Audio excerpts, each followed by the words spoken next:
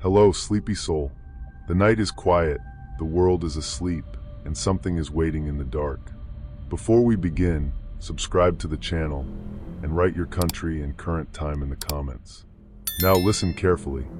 Have you ever had a stranger describe your bedroom to you? Not in a vague way. Not like, I bet your room is messy, or you seem like the type to have fairy lights. I mean exactly. The color of your blanket, the chipped corner of your desk, the fact that you always leave one drawer halfway open because it sticks, the way you sit by the window when you're anxious, with one knee pulled up to your chest, like you're still a little kid hiding from something. Because that happened to me, and the worst part is, at first, I thought it was cute. My name is Emma. I was 21 when this happened, and I was a junior at a college in Ohio, just outside Columbus. I don't really want to say the exact school, because even now, years later, I still get weird about giving out too many details. I know that sounds dramatic, but once someone uses ordinary information against you, things like your city, your building, your schedule, your favorite coffee shop, all of it starts to feel dangerous. Back then, I lived alone for the first time in my life. It was a small off-campus apartment on the second floor of an older brick building. Not terrible, not nice. The kind of place with beige walls, thin carpet, buzzing hallway lights, and a laundry room in the basement that always smelled like wet towels and old detergent. The rent was cheap enough that my parents could help a little, and I could cover the rest with my part-time job at a bookstore downtown. I was proud of that apartment, though. It was mine. I had a little kitchen with one cabinet that didn't close right. I had a couch from Facebook Marketplace that smelled faintly like somebody else's dog no matter how much I sprayed it. My bedroom faced the back parking lot and a line of trees that separated our building from another apartment complex. At night, if I left the curtains open, I could see the orange glow from the lot lights and the silhouettes of branches moving across my wall. It sounds creepy now.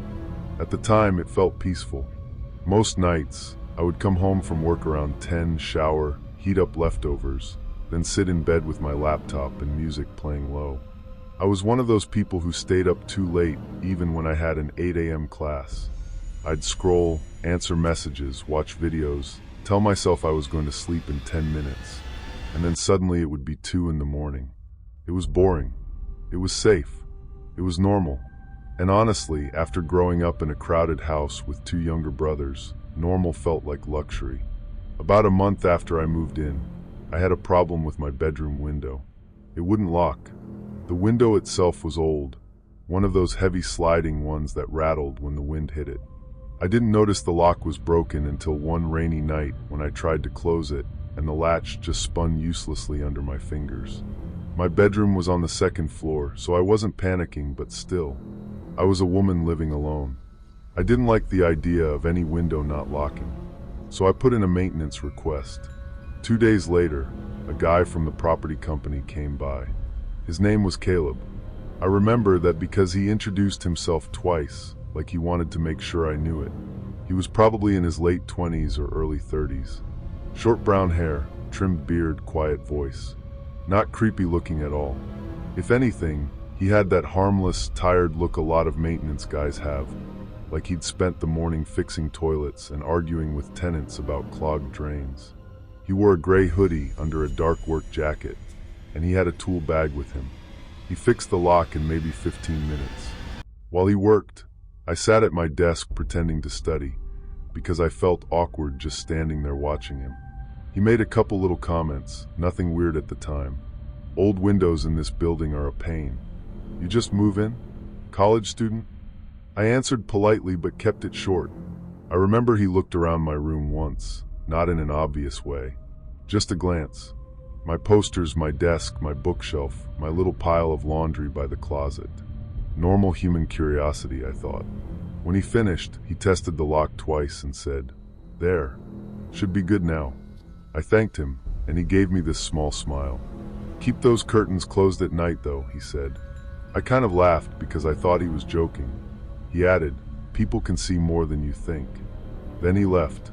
That should have bothered me more than it did. But you know how it is. People say weird little things sometimes. Older men especially. They'll give you advice you didn't ask for. and you'll roll your eyes after they leave and move on with your day. So that's what I did. A week later, my roommate from freshman year, Jess, convinced me to download a dating app. I had been single for a while, not in a sad way. I was busy, and dating felt exhausting. But Jess was always saying I needed to get out of my cave, which was what she called my apartment. So one night after work, I downloaded the app while eating cereal out of a mug because all my bowls were dirty. I uploaded a few pictures, wrote some stupid bio about liking horror movies and bad coffee, and started swiping. Most of it was what you'd expect. Guys holding fish, guys with blurry gym selfies, guys whose profiles were just their height and a quote they definitely didn't come up with. Then I matched with someone named Miles. His pictures were good, but not too good. That's probably why I trusted it. He looked like a normal college guy. Dark hair, nice smile, a little awkward in one photo where he was holding a dog. His bio said he liked old indie bands, midnight drives, and people who could quote terrible movies. We started messaging, and the first hour was honestly fun. He fixed the lock in maybe 15 minutes. While he worked, I sat at my desk pretending to study, because I felt awkward just standing there watching him. He made a couple little comments, nothing weird at the time. Old windows in this building are a pain. You just move in? College student? I answered politely but kept it short. I remember he looked around my room once, not in an obvious way. Just a glance. My posters, my desk, my bookshelf, my little pile of laundry by the closet. Normal human curiosity, I thought. When he finished, he tested the lock twice and said, "There. Should be good now." I thanked him, and he gave me this small smile. "Keep those curtains closed at night, though," he said. I kind of laughed because I thought he was joking. He added, "People can see more than you think." Then he left. That should have bothered me more than it did. But you know how it is. People say weird little things sometimes. Older men especially. They'll give you advice you didn't ask for, and you'll roll your eyes after they leave and move on with your day. So that's what I did. A week later, my roommate from freshman year, Jess, convinced me to download a dating app. I had been single for a while, not in a sad way.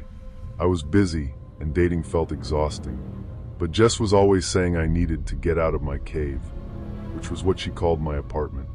So one night after work, I downloaded the app while eating cereal out of a mug because all my bowls were dirty. I uploaded a few pictures, wrote some stupid bio about liking horror movies and bad coffee, and started swiping. Most of it was what you'd expect. Guys holding fish, guys with blurry gym selfies, guys whose profiles were just their height and a quote they definitely didn't come up with. Then I matched with someone named Miles. His pictures were good, but not too good. That's probably why I trusted it. He looked like a normal college guy. Dark hair, nice smile, a little awkward in one photo where he was holding a dog. His bio said he liked old indie bands, midnight drives, and people who could quote terrible movies. We started messaging, and the first hour was honestly fun. He had the same sense of humor as me. Not just haha funny, but the specific kind of dumb, dry humor that made texting easy. He knew some of the same obscure songs I liked. He made fun of the same campus coffee shop everyone pretended was good. He replied quickly, but not too quickly. He asked questions without sounding like he was interviewing me. It felt natural. That was what got me. Sometimes you don't realize how lonely you are until somebody pays attention in exactly the right way. After a couple nights, talking to Miles became part of my routine. I'd get home from work, change into sweatpants, make tea, sit in bed, and message him until I fell asleep. He said he was a night owl too. He said he worked odd hours, so he was usually awake past midnight. At first, his little comments felt charming. One night, I sent him a message that said, "I should be studying, but I'm staring at my wall instead." He replied, "Let me guess. Sitting on your bed with your laptop open and not doing anything?" I laughed because, yeah, that was true. But it could have been true for almost anyone in college. Another night, I told him I was cold, and he wrote, "Put on the green hoodie." I froze for half a second, then looked down. I was sitting beside my laundry basket, and my green hoodie was on top. I typed, "What green hoodie?" He replied, "You seem like a green hoodie person." That was his explanation, and I accepted it, because I wanted to accept it. There were other moments like that. Small things. Things that could be luck or intuition, or the kind of guess people make when they're trying to seem connected to you. You're definitely drinking tea right now. You seem like you leave lights on in rooms you're not in. You're avoiding an assignment, aren't you? Your room probably has too many books for the amount of shelf space you own. All true, all easy to explain away. I told Jess about him one afternoon while we were sitting in the student center, eating fries between classes. I showed her his profile, and she did that best friend thing where she snatched my phone and inspected every picture. He's cute, she said. A little plain, but in a safe way. That's mean. No, safe is good. Safe is rare. I told her how weirdly accurate he was sometimes. Jess grinned and said, "Maybe he's your soulmate." I made a face. She laughed. Okay, maybe not soulmate. Maybe just observant. Through text. Some people are good at reading others. That made sense. So I let it make sense. But then the messages got more specific. One Thursday night, it was raining hard. The kind of rain that makes everything outside look smeared and gray. I had gotten home from the bookstore soaked and irritated because a customer had yelled at me over a return policy I didn't create. I changed clothes, made instant noodles, and sat on my bedroom floor because my desk was covered in textbooks. My curtains were open. I remember that clearly. I liked watching rain hit the parking lot lights. It made the world feel smaller. Miles messaged me around 12:40. "Long day." I wrote, "The longest." He said, "You're on the floor tonight." I stared at the message. Not, "You sound tired." Not, "You're probably in bed." "You're on the floor tonight." I looked around my room like the answer would be sitting somewhere obvious. Then I typed, "Why would you say that?" He replied, "You told me you sit on the floor when you eat noodles." I scrolled back. I had told him I liked noodles. I had joked once that I was becoming 90% sodium, but I had never told him where I sat. At least I didn't think I had. I reread our messages for several minutes, my food going cold beside me. I didn't find anything. I wanted to laugh at my own paranoia, but the whisper of rain against the window made me freeze, every nerve suddenly awake in my body. Then another message came in. "Don't overthink it." I noticed patterns. That was the first time I felt something cold move through me. Not fear exactly. More like the beginning of it, a warning. I closed the app and got into bed. I turned off my lamp but left my laptop open, the blue light flickering across my ceiling. Outside, the rain kept falling, and every few minutes a car passed through the lot, tires hissing on wet pavement. I told myself I was being dramatic. I told myself he was just a guy on an app trying to be interesting. But before I went to sleep, I got up and closed my curtains. The next few days, I replied less. Miles noticed. "Busy. Did I scare you off?" "Emma." I hadn't told him my last name. I hadn't told him exactly where I lived. I had mentioned my college, my job, and a few vague things, but nothing more than most people put online without thinking. Still, I started feeling watched. That's the awful thing about fear. Once it gets into your routine, it spreads everywhere. Walking from my car to my building, I would glance over my shoulder. In the laundry room, I'd take one earbud out. At night, I stopped leaving the curtains open. I checked the window lock more than once before bed. It held, every time. Then Saturday night happened. I got home late from work, around 11:30. The bookstore had hosted some author event, and everyone stayed late to clean up. I was exhausted. My feet hurt, my hair smelled like dust and coffee, and I wanted nothing more than to sleep. I parked in the back lot like usual. The rain had stopped, but the pavement was still shiny. The air had that damp, metallic smell it gets after a storm. I remember the building looked ordinary. Quiet, comforting even. A few windows lit up. A bike chained near the stairwell. Someone's empty soda can rolling slowly near the curb. But my gut told me something was off. I'd learned too late that danger often wears a friendly face. I stood beside my car for a second, keys in hand, scanning the lot. Nothing. Just trees, parked cars, the yellow pool of light under the lamp post. Then my phone buzzed. Miles, you look tired tonight. My hand tightened around the phone so hard my fingers hurt. I didn't move. I didn't even breathe. I looked up at my building, at the row of windows. My curtains were closed. My apartment was dark because I hadn't gone inside yet. I spun around toward the trees. There was nothing there, just darkness between branches. I typed with shaking thumbs.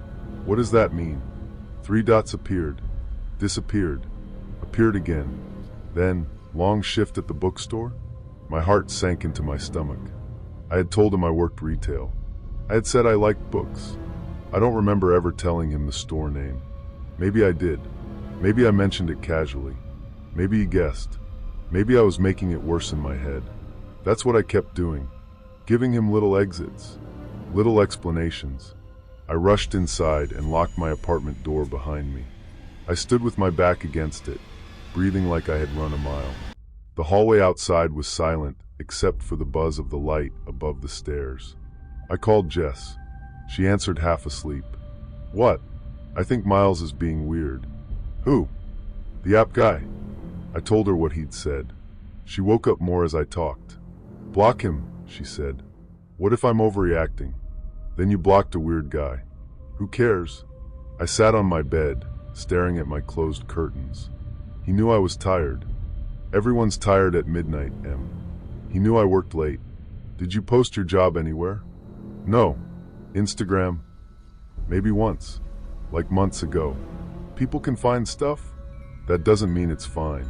She was right, but I still didn't block him. Not that night. I hate admitting that. I muted the conversation instead. The next morning, I woke up to 11 messages. Most of them were normal. Too normal. Morning. Sorry if that came off creepy. I was just joking. You okay? Then one that made my skin tighten. You shouldn't sleep with your laptop on the bed. It can overheat. My laptop had been on the bed beside me all night. I hadn't posted that. I hadn't told anyone. Jess didn't know. Nobody knew. That was when I blocked him. On the app. On my phone. Everywhere I could. For about 6 hours, nothing happened. I went to class. I came home. I did laundry. I made myself dinner and tried to act normal. I told myself the simple action of blocking him had ended it, like closing a door. But that evening, someone knocked on my apartment door. 3 soft knocks. Not loud. Not aggressive. Just enough to make me look up from the sink, where I was washing a mug. I wasn't expecting anyone. I walked quietly to the door and looked through the peephole. No one. I waited. The hallway light buzzed. Then my phone buzzed. Unknown number. Don't be rude. I came to apologize. I backed away from the door, so fast I hit the corner of my kitchen counter. For a second, my brain couldn't make the pieces fit. The knock. The message. The fact that whoever sent it knew I was standing there. I called Jess again. This time she didn't joke. Call the police, she said. And say what? A guy from a dating app knocked and left. Say he's stalking you, but I don't even know his real name. That is the point. I called the non-emergency line because I still felt stupid calling 911. A woman took my information. She was polite but tired. She asked if he threatened me directly. I said no. She asked if I had a photo of him. I said only from his profile. She asked if I knew where he lived. I said no. She told me to save all messages, avoid contact, and call 911 if he came back. I know people get mad at police and stories for not doing more, but the truth is, what could they do? I didn't have a real name. I didn't have proof he had been outside my door. I had a dating profile and creepy texts. Creepy isn't always illegal until it becomes something worse. That night, I didn't sleep. I sat on my bed with every light on, holding a kitchen knife I had no idea how to use. My phone was plugged in beside me. I kept staring at the curtains, waiting to see a shape move behind them even though they were closed. Around 2:15 a.m., I heard something from the window. A soft scrape, then another, like a fingernail dragging along the outside of the frame. I stopped breathing. The sound came again. Slow, deliberate, My bedroom was on the second floor, but there was a narrow metal awning over the back entrance below my window. A person could climb onto it from the stairwell railing if they were determined enough. I had never thought about that before. Now it was all I could think about. I grabbed my phone and called 911. The dispatcher asked what was happening, and I whispered, "Someone is outside my bedroom window." Even saying it felt unreal. The scraping stopped. For a moment, the room was silent. Then my phone buzzed in my hand. Unknown number. You always sit by the window when you're nervous. I stared at the message. Then slowly, stupidly, I turned my head. My curtains were not fully closed. There was a gap, maybe 2 inches wide, where the fabric hadn't met in the middle. Just enough. Just enough for someone outside to see the edge of my bed. My desk. Me sitting frozen under the lamplight. I dropped to the floor. The dispatcher was still talking, asking if I was safe, telling me officers were on the way. I crawled toward my bedroom door, too afraid to stand up, every part of me waiting for the window to break. Then another message came. "I'm sorry. I just wanted you to know I understand you." That sentence was worse than a threat, because it sounded sincere. It sounded calm, like he really believed this was something between us. I locked myself in the bathroom until the police arrived. 2 officers searched the outside of the building with flashlights. They didn't find anyone, but they did find muddy marks on the metal awning below my window and scratches near the edge of the frame. One officer, a woman maybe in her 40s, looked at me differently after that. Less like I was a nervous college girl, and more like she understood something was wrong. She asked to see the messages. I showed her everything. The dating profile was gone. Not blocked. Gone. Like it had never existed. The photos, the bio, the conversation inside the app, all of it disappeared except for screenshots I had taken after Jess told me to save everything. The officer told me to stay with a friend if I could. So I packed a bag with shaking hands and went to Jess's apartment across town. For 3 nights, nothing happened. I went to class from Jess's place. I called my building manager and told him everything. He sounded concerned, but mostly confused. He said he would look into it. I asked if any other tenants had reported someone near the windows. He said no. I asked if the maintenance workers had master keys. He said yes, but they were logged. That answer did not make me feel better. On the 4th day, I went back to my apartment with Jess to grab more clothes. We went in the afternoon. Bright daylight. People around. Safe, or as close as I could get. My apartment looked exactly how I had left it. That was almost worse. The same mug in the sink. Same blanket twisted on the bed. Same textbooks stacked on my desk. The room didn't look violated, but I felt violated standing in it. Jess stood near the door while I shoved clothes into a duffel bag. "Take your laptop charger," she said. "I know. And your meds." "I know. And your." "Jess." She went quiet. I knew she was trying to help. I just couldn't handle being spoken to like I might shatter. As I opened my closet, something fell from the top shelf. A small folded piece of paper. It landed at my feet without a sound. I stared at it. Jess saw my face and said, "What?" I didn't answer. I picked it up and unfolded it. There was one sentence written in blue pen. "You look prettier when you sleep without the lamp on." Jess said, "We're leaving." Her voice was flat. No debate. No panic. Just decision. We didn't grab anything else. We went straight to the property office. The manager, a middle-aged man named Dennis, looked pale when he read the note. He kept saying, "This is serious," as if saying it enough times would make up for not taking it seriously before. I asked him to check the key logs. He went into the back room for maybe 10 minutes. When he came out, he looked nervous. He said, "No maintenance entries were logged for your unit after the window repair." Jess snapped, "That doesn't mean nobody went in." He said, "I understand," but I could tell he didn't want to, because if someone from his staff was involved, that was bigger than a creepy dating app guy. That was liability. That was negligence. That was a problem with paperwork and lawyers and police. I asked for the names of everyone who had access to keys. He said he couldn't just give me employee information. Jess started yelling.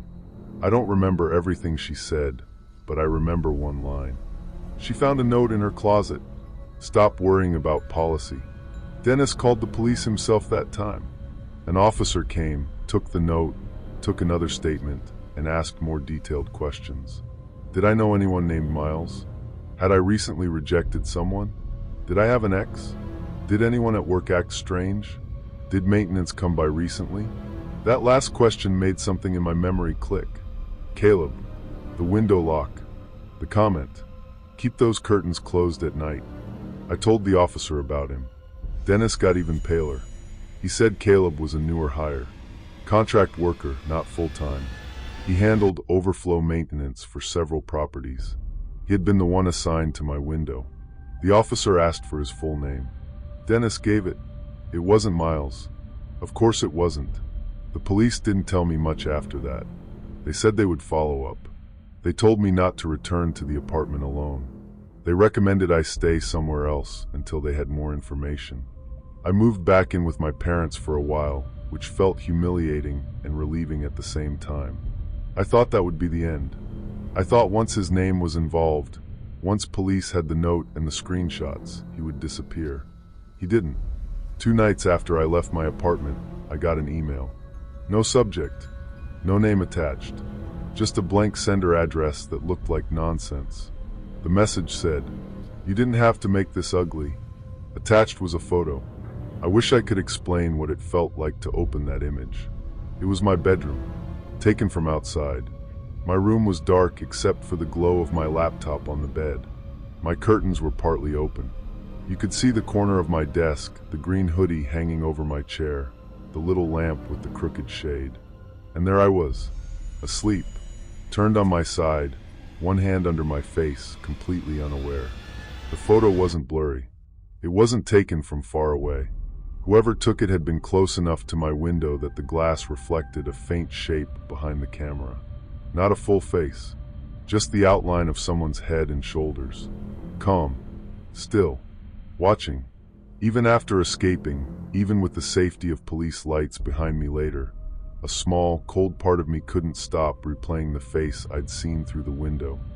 The calm, empty shadow that didn't blink. My dad wanted to drive to the apartment and find him himself. My mom cried in the kitchen with her hand over her mouth. Jess came over and sat with me while I forwarded the email to the officer. That photo changed everything. The police took it seriously in a way they hadn't before.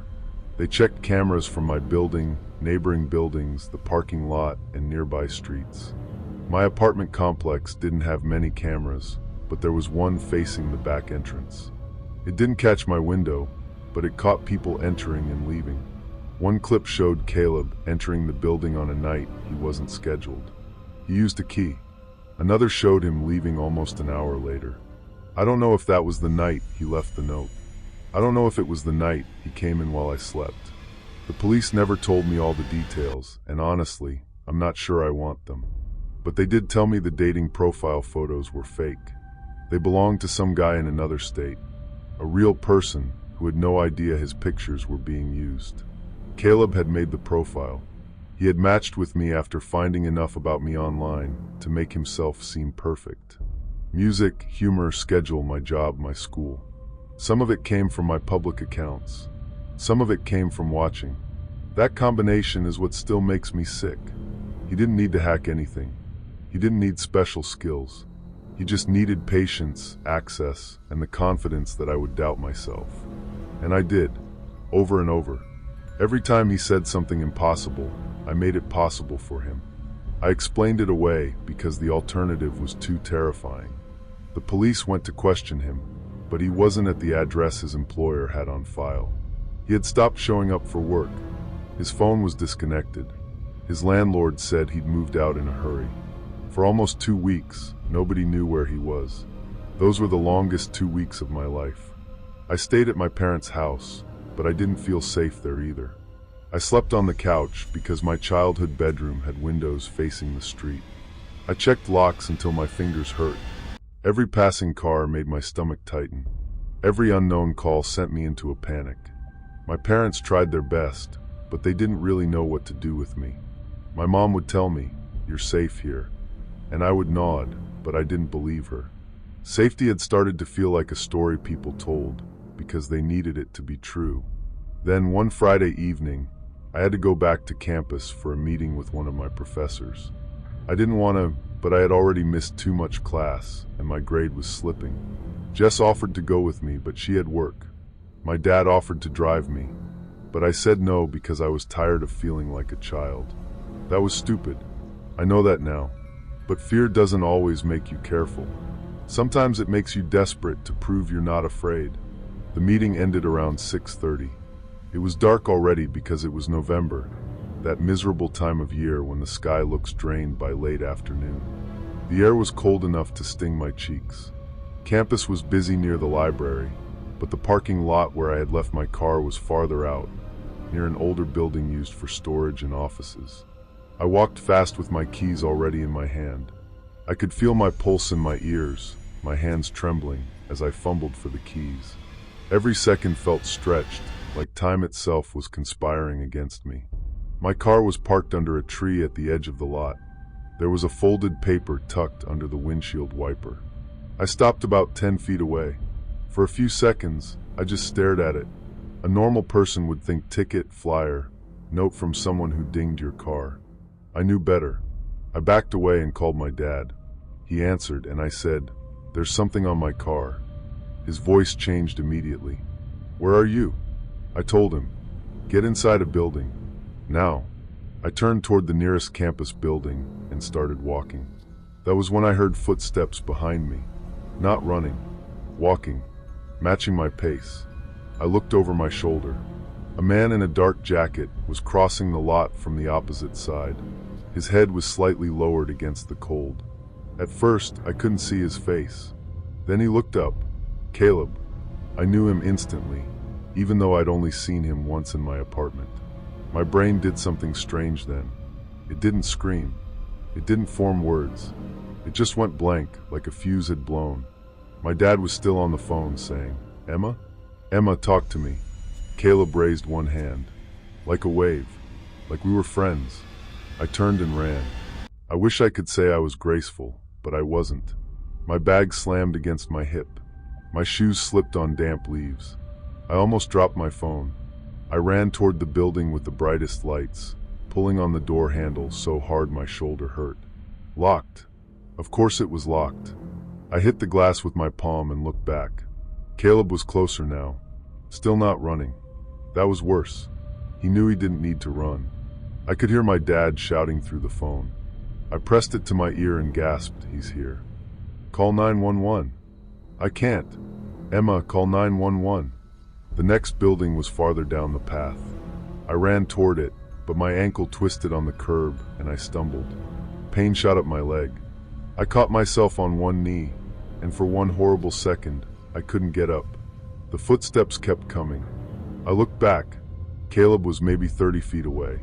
His expression was calm. Not angry. Not wild. Calm.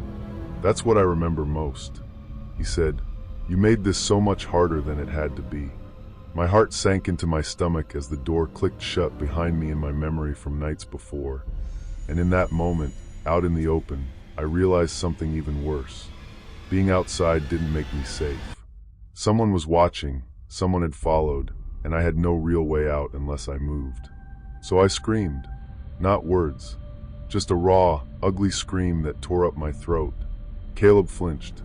A couple walking near the library turned. A man getting into his car looked over. Someone shouted, "Hey!" That broke whatever calm little scene Caleb thought he was controlling. He stopped. For 1 second, our eyes met. Then he turned and walked away fast, disappearing between 2 parked vans. The man by his car ran over to me.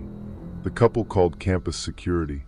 My dad stayed on the line until police arrived, and then he showed up 20 minutes later looking like he'd aged 10 years. They found the note on my windshield. I never saw it, but an officer told me later it said, "You should have let me explain." They arrested Caleb 3 days after that at a motel about 40 minutes away. He had a backpack with him. Inside were printed photos of my apartment building, screenshots of my social media, a copy of my class schedule, and one of my old bookstore name tags. I don't know how he got that. I don't want to know. There were also keys. Not just to my apartment building. Several buildings. Several units. That part still keeps me awake sometimes. Because I don't think I was the first person he watched. Maybe I was just the first one who found out. There was a court case eventually.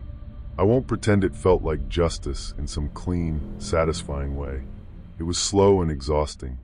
There were statements and delays and arguments about what could be proved. He took a plea deal. He was convicted of stalking, burglary, and a few other charges related to unlawful entry and harassment.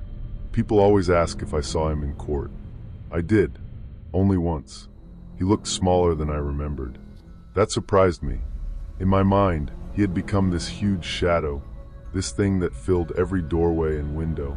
But sitting there in a button-up shirt with his hands folded, he looked ordinary.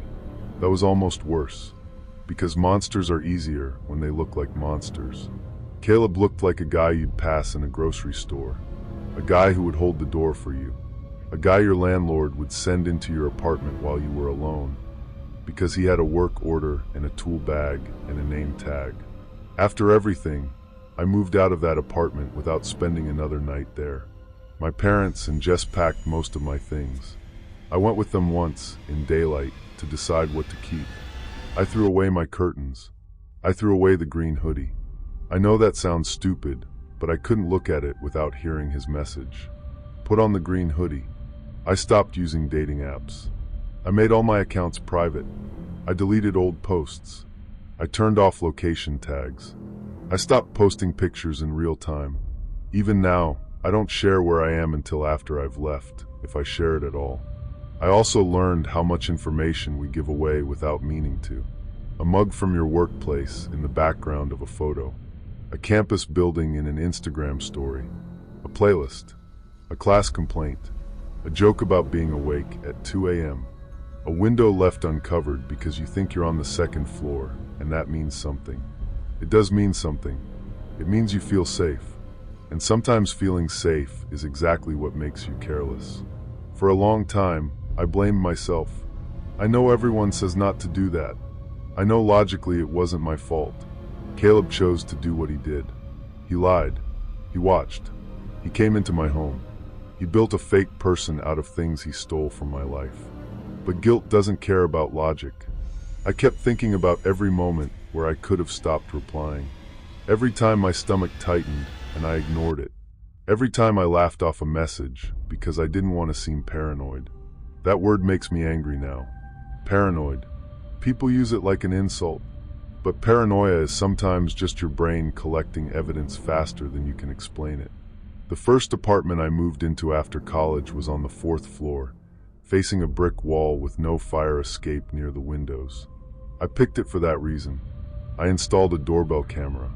I bought wooden rods for the window tracks. I got extra locks, even though my landlord complained. I still check curtains at night. Every night. It's automatic now.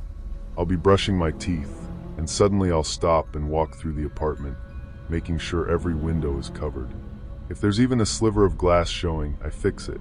Sometimes, when I'm sitting in bed with my laptop open, I get that feeling again. That tiny pressure at the back of my neck. Like someone is seeing me before I see them. Most of the time, it's nothing. A car outside, a neighbor walking past, wind against the glass. But once you've been watched like that, really watched, you never completely trust darkness again. You never fully believe a room is empty just because you're alone in it. The part that still bothers me most isn't the photo, or the note, or even seeing him in that parking lot. It's the beginning. It's how normal it felt. A match on an app. A few jokes. A guy who liked the same music. A person who seemed to understand me at a time when I wanted to be understood. That's the part one wish people talked about more. Danger doesn't always arrive with a warning sign. It doesn't always bang on the door or follow you down an empty street. Sometimes it starts with a compliment. Sometimes it remembers your favorite band. Sometimes it says exactly the right thing at exactly the right time. And by the time it says something wrong, you've already taught yourself to explain it away. So if someone knows something they shouldn't know, don't laugh it off. If a message makes your stomach turn, Don't apologize to yourself for feeling scared. If your gut tells you something is wrong, listen. It might be the only thing keeping you alive. Story 2. Have you ever had a conversation with someone online that felt too familiar? Not familiar in a good way. Not like you clicked instantly, or had the same taste in music, or both hated the same movie everyone else loved. I mean familiar in a way that makes your stomach tighten. Like the person on the other side of the screen isn't learning about you. They're remembering you. This happened to me 3 years ago, when I was 26 and living in a one-bedroom apartment in Columbus, Ohio. My name is Evan. At the time, my life was so normal, it was almost embarrassing. I worked in IT support for a medical billing company, which meant I spent most of my day telling people to restart their computers and pretending I knew why their printers hated them. I lived on the second floor of a brick apartment building near a strip of takeout places, a laundromat, and a gas station that always smelled like burnt coffee. My evenings were predictable.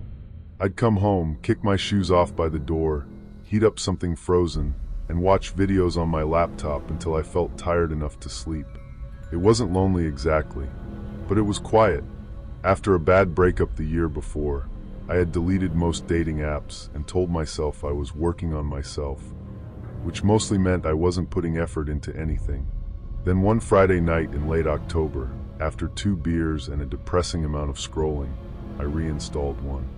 I won't say the name of the app, because honestly it doesn't matter. They all feel the same after a while. Same prompts, same blurry bathroom mirrors, same people saying they love travel and tacos like it's a personality. I matched with Lena at 11:43 p.m. I remember the exact time because I was lying in bed with my lamp still on, rain tapping against the window, and my phone lighting up beside me. Her profile was simple. For photos. In the first, she was sitting near a window with a gray sweater pulled over her hands. Dark hair, pale face, small smile like she didn't trust the camera. In the second, she was in a bookstore aisle, looking down at a paperback. The third was a picture of her cat, a black and white thing with one yellow eye half closed. The last photo was blurry, taken at night, her face lit by some streetlight. Her bio said, Lena, 25, I like quiet people. Don't ask to meet right away. That was it. No Instagram. No job. No jokes. For whatever reason, I liked that. It felt less performative. Less like she was trying to sell herself. I messaged first. Quiet people are underrated. She replied almost immediately. Only if they're quiet by choice. That made me smile. We talked for maybe 40 minutes that first night. Nothing intense. Books, bad weather, horror movies, apartments with thin walls. She said she lived around here, but when I asked what part of the city, she ignored it and asked if I lived alone. I noticed that, but I also thought maybe she was just awkward. I said, yeah, just me. She replied, that must feel peaceful. I typed, sometimes. Sometimes it feels too quiet. There was a pause. Then she wrote, you always hated quiet rooms. I stared at that message for longer than I should have. It was such a strange thing to say. Not scary on its own, just oddly specific. I answered, always. The little typing bubble appeared. Disappeared. Appeared again. Then she sent, sorry. I meant people like you usually do.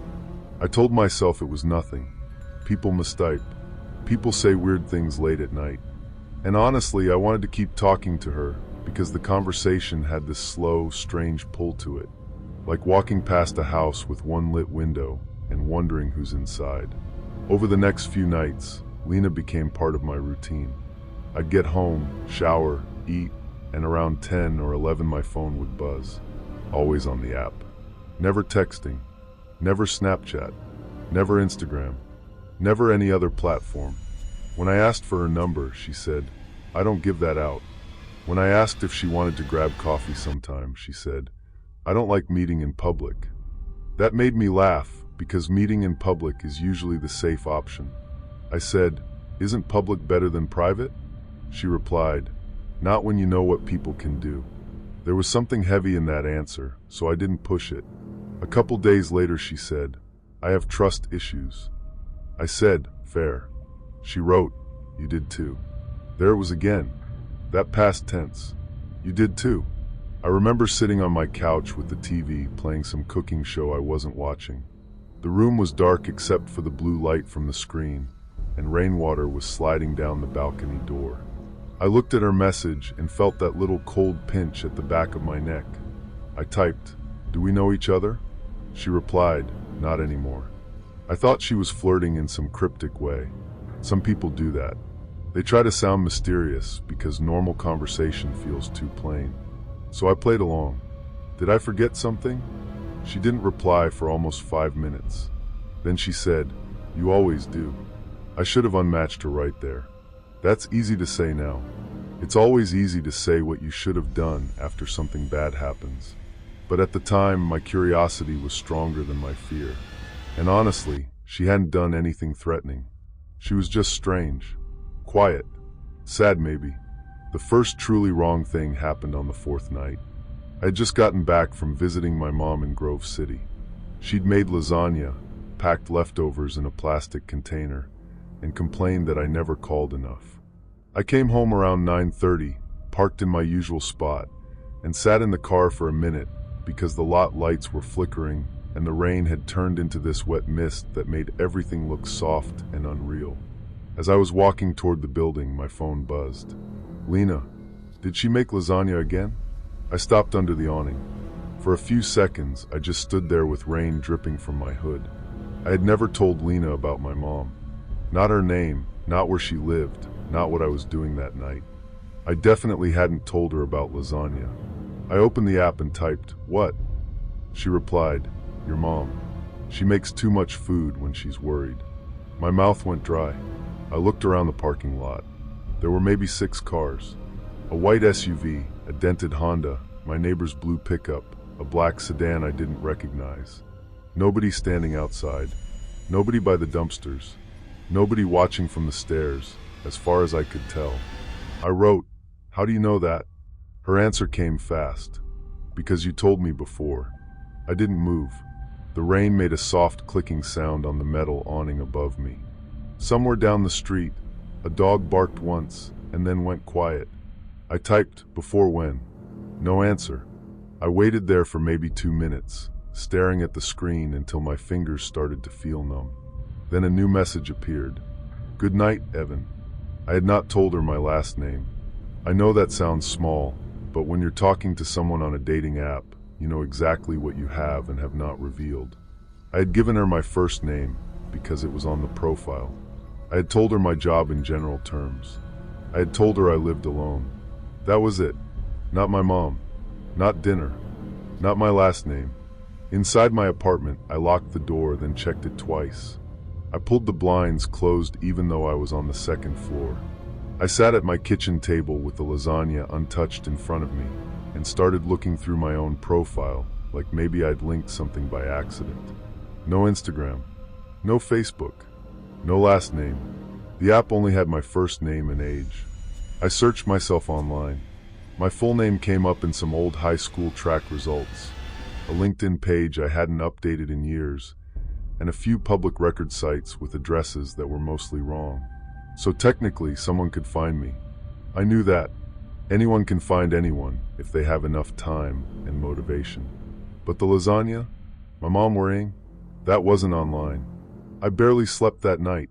Every little sound in the apartment became sharp. The refrigerator clicking on, pipes knocking in the wall, tires hissing along wet pavement outside.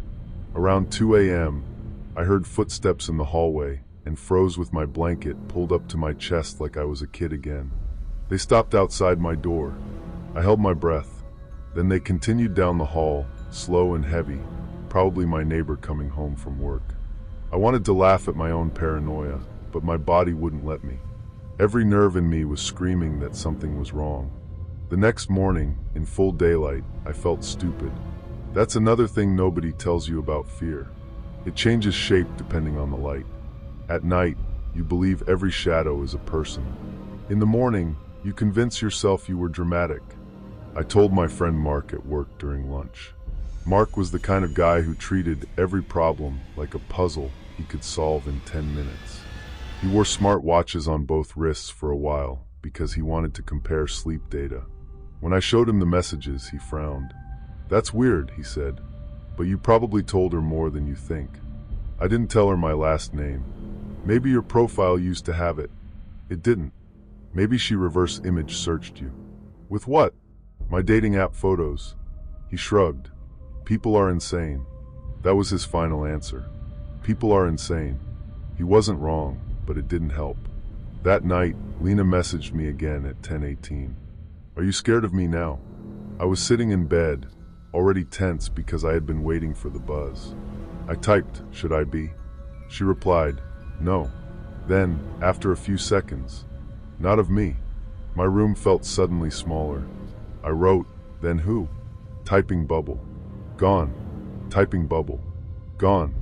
Then, "You really don't remember?" I stared at the words until they blurred a little. My hands were sweating against the phone. "Remember what?" She sent a photo. Not through the app's profile. A direct image in the chat. It took a second to load. When it did, I almost dropped the phone. It was a picture of my old apartment. Not the one I was living in then. The one I'd had 2 years before, over on Henderson Road. A crappy studio above a pharmacy. I recognized the brown carpet immediately. The cheap desk from IKEA. The crooked blinds I never fixed. The photo looked like it had been taken from inside the room. My room. I sat up so fast the blanket slid off me. The image wasn't very clear. It was dim, like a screenshot from an old phone, or maybe a photo taken in low light. But there was no question. That was my old place. I typed, "Where did you get that?" No response. I zoomed in. There was something on the desk in the picture. My laptop open, a can of energy drink, a pile of receipts, and on the wall near the kitchen area was the little red calendar my mom had given me that year. 2 years ago. I went cold. I had lived there 2 years ago, exactly when Lena was saying she knew me. I closed the app, opened it again, and scrolled up through our conversation. Nothing before that week. No old messages. No sign that we had ever matched before. Then I remembered the app had an archive feature. Not obvious, not easy to find. When you unmatched or deleted a conversation, sometimes bits of it stayed buried in data, depending on whether you requested your account history. Like I said, I worked in IT support. I knew just enough to be dangerous to myself. I went to my laptop, logged into the app's website, and requested my data file. It said it could take up to 24 hours. I didn't wait. I started digging through old emails, because apps send notifications even when you forget the conversation. I searched Lena. Nothing. Then I searched the app's name. Hundreds of emails. Match notifications, password resets, stupid promotional messages. Then I saw one from 2 years earlier. "You have a new message from Lena." My whole body went still. The date was October 19th. 2 years ago. Same month. Same week, almost. I opened it. The email only showed the preview of the message. "Quiet rooms still bother you?" I read that line maybe 10 times. "Quiet rooms still bother you?" Still. My chest felt tight.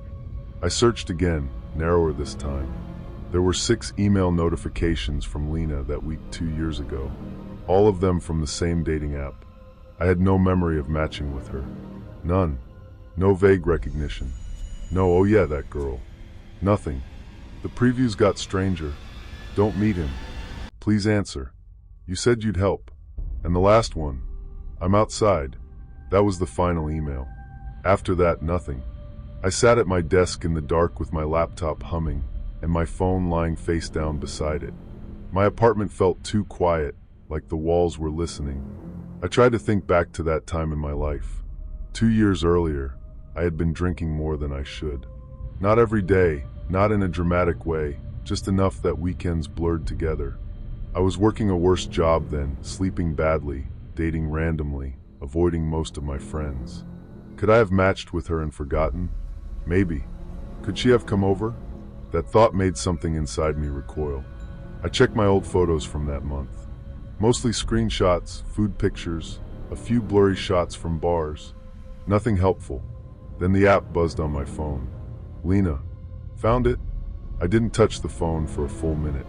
Finally, I picked it up. What happened 2 years ago? I typed. Her reply came after a long pause. I left. Left where? Your building. I swallowed. My old apartment? Yes. Why were you there? You asked me to come. My hands were shaking now. I don't remember that. I know. Then she sent another message. That's what scared me.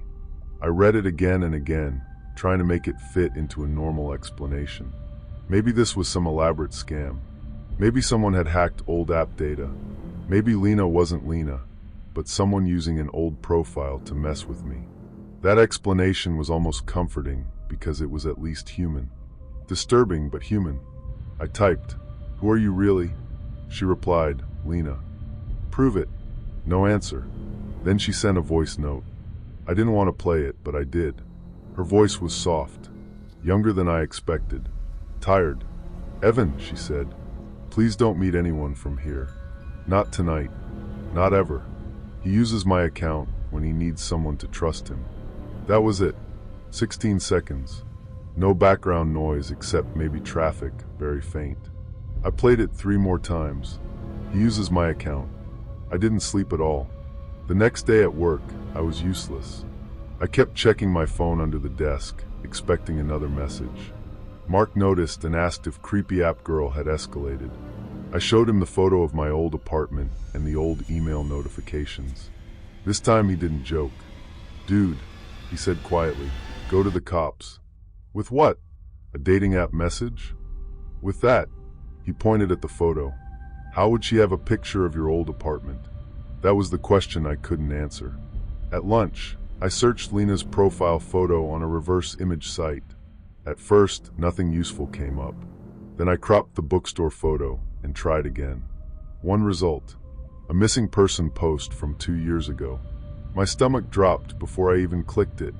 The page was from a local Facebook group, reposted by a woman named Marianne Keller. "Please help us find my daughter, Lena Keller. Last seen October 22nd, 2021, near the North Market area in Columbus." She may have been meeting someone from a dating app. There were photos attached. Same face, same gray sweater, same small, guarded smile. I felt like all the noise in the office dropped away. Phones ringing, keyboards tapping, someone laughing near the coffee machine. It all became distant. Lena Keller had disappeared 2 years ago. 3 days after that last email notification. I clicked through everything I could find. News articles, Reddit threads, missing person pages, old updates from her mother. Lena was 23 when she vanished. She lived with 2 roommates. Worked part-time at a bookstore. Quiet, according to everyone.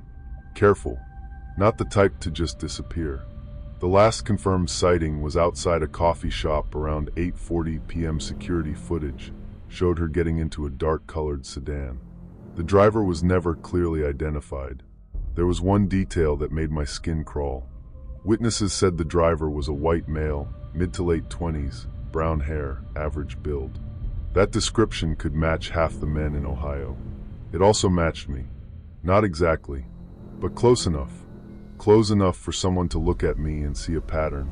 That evening, before going home, I went to the police station. I felt ridiculous walking in with my phone and laptop, like I was reporting a ghost story. The officer at the front desk listened, took my name, and had me wait nearly 40 minutes. Eventually, a detective named Ruiz came out. She looked tired, not dismissive, just tired in the way people look when they've heard too many awful things. I told her everything. The messages, the old emails, the photo of my apartment, the missing person post. She asked careful questions. Had I known Lena Keller? Had I ever met her? Did I still have access to my old phone? Did I have any gaps in memory from that period?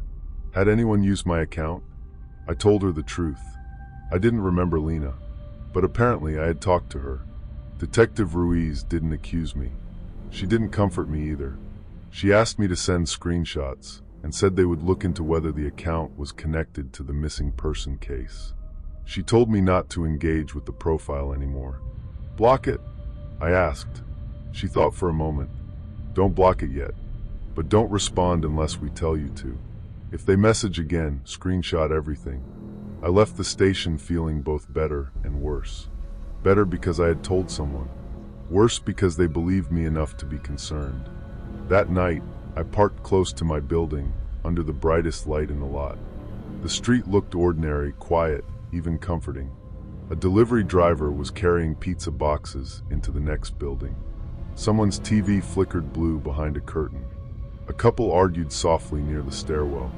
Normal life. But my gut told me something was off. I sat in my car for a minute, scanning the lot. The black sedan was there again. Same one from the night before, or at least I thought so. Older model, tinted windows, parked near the dumpsters with its nose facing out. I couldn't see anyone inside. I told myself not to panic. People have cars. People park. A black sedan in an apartment lot is not evidence of anything. Still, I waited until another tenant walked in and followed close behind like I lived with them. Inside my apartment, I locked the door, slid the chain, and pushed a chair under the handle. I knew that wouldn't stop anyone determined, but it made me feel like I had done something. At 11:12 p.m., Lena messaged. "He's outside." My breath caught. I did exactly what the detective said not to do. I replied, "Who?" The answer came instantly. "You know who." I went to the balcony door and pulled the blind aside just enough to see the parking lot. The black sedan was still there. Its headlights were off, but there was a faint glow inside, like a phone screen lighting up someone's face. My heart sank into my stomach as the lock on my front door clicked. Not opened, clicked, like someone had touched it from the outside. I froze. For 1 second, my brain refused to understand the sound. Then the handle moved, slowly, not a hard jiggle, not someone making a mistake at the wrong door. A careful turn. The chair under the handle scraped against the floor. I backed away so fast I hit the kitchen counter. The handle stopped. The hallway outside was silent. Then my phone buzzed again. "Lena, don't let him hear you." My hands were shaking so badly I almost dropped it. I called 911. I whispered my address. Whispered that someone was trying to get in. Whispered that I thought he might still be outside my door. The dispatcher kept me on the line, calm and steady, asking if I had a place to hide. I went into my bedroom, locked that door too, and crouched beside the bed in the dark. I could hear my own pulse in my ears. For maybe 2 minutes, nothing happened. Then there was a sound from the hallway. Not footsteps, a soft sliding noise. I crawled to the bedroom door and looked through the crack underneath. Something white appeared on the floor by my apartment entrance, pushed under the front door. A piece of paper. I didn't move. The dispatcher asked what was happening, and I could barely speak. He put something under the door. Then I heard footsteps leaving. Slow, calm, not running, not scared. A minute later, through the bedroom window, I saw the black sedan's headlights flash on. It pulled out of the lot without rushing. Police arrived 7 minutes later. 7 minutes sounds short until you spend them hiding in your own bedroom, waiting for a stranger to come through the door. 2 officers checked the hallway and the lot. The sedan was gone. One of them picked up the paper with gloves. It was a printed photo. A photo of me, sleeping. Not from years ago. From that week. I was on my couch, head tilted sideways, mouth slightly open, one hand hanging off the cushion. The TV glow was blue across my face. The angle was from outside my balcony door. 2nd floor. Someone had taken the picture through the glass. On the back, written in black marker, were 4 words. "You forgot her too." I don't remember sitting down, but I must have, because the next thing I knew I was at my kitchen table with an officer asking if I had somewhere else to stay. I called Mark. He answered on the 3rd ring, groggy and confused, and I couldn't even explain properly. I just said, someone was at my door, and he said, "I'm coming." Police took the note, the photo, the screenshots. Detective Ruiz came by the next morning. She looked more alert this time, sharper.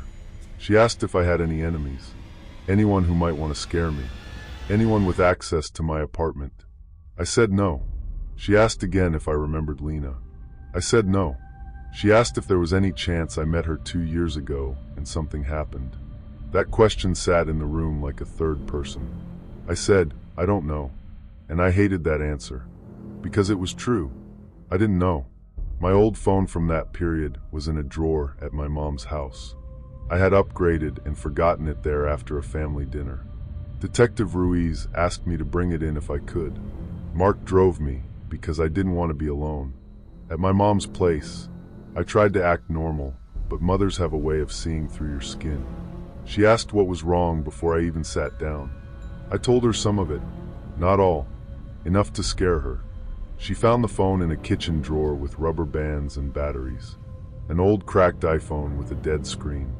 She had the charger because of course she did. Moms keep chargers for devices nobody owns anymore. When it powered on, my chest tightened. Old wallpaper, old apps, old messages. Most things were gone or logged out, but the dating app was still installed. Detective Ruiz had told me not to tamper with anything, so we brought it straight to the station. A few days later, she called and asked me to come in. They had recovered part of my old app data. There had been a conversation with Lena. Not long, maybe 2 days. I was allowed to read printed screenshots in a small interview room while Detective Ruiz sat across from me. The messages were ordinary at first. I had asked about books. She had joked that most men on the app asked worse questions. I had said I lived near Henderson Road. She had said she didn't like meeting strangers. I had said that was fair. Then the tone changed. She told me another man had been messaging her aggressively. Someone named Cal.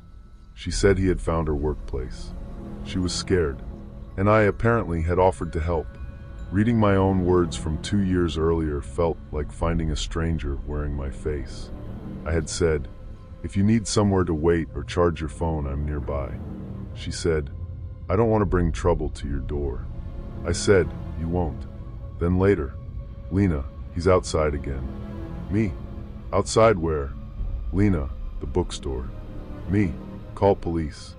Lena, he leaves when they come. Me, do you need me to pick you up? There was a gap after that. Then Lena wrote, I'm outside. My response, come up. That was the last message. My skin prickled. I looked at Detective Ruiz. I don't remember this. She nodded, but her face was unreadable. Did she come up? She asked. I don't know. Evan, I don't know. I tried to search my memory, but it was like pressing on a bruise and getting nothing but pain. That week was blurry.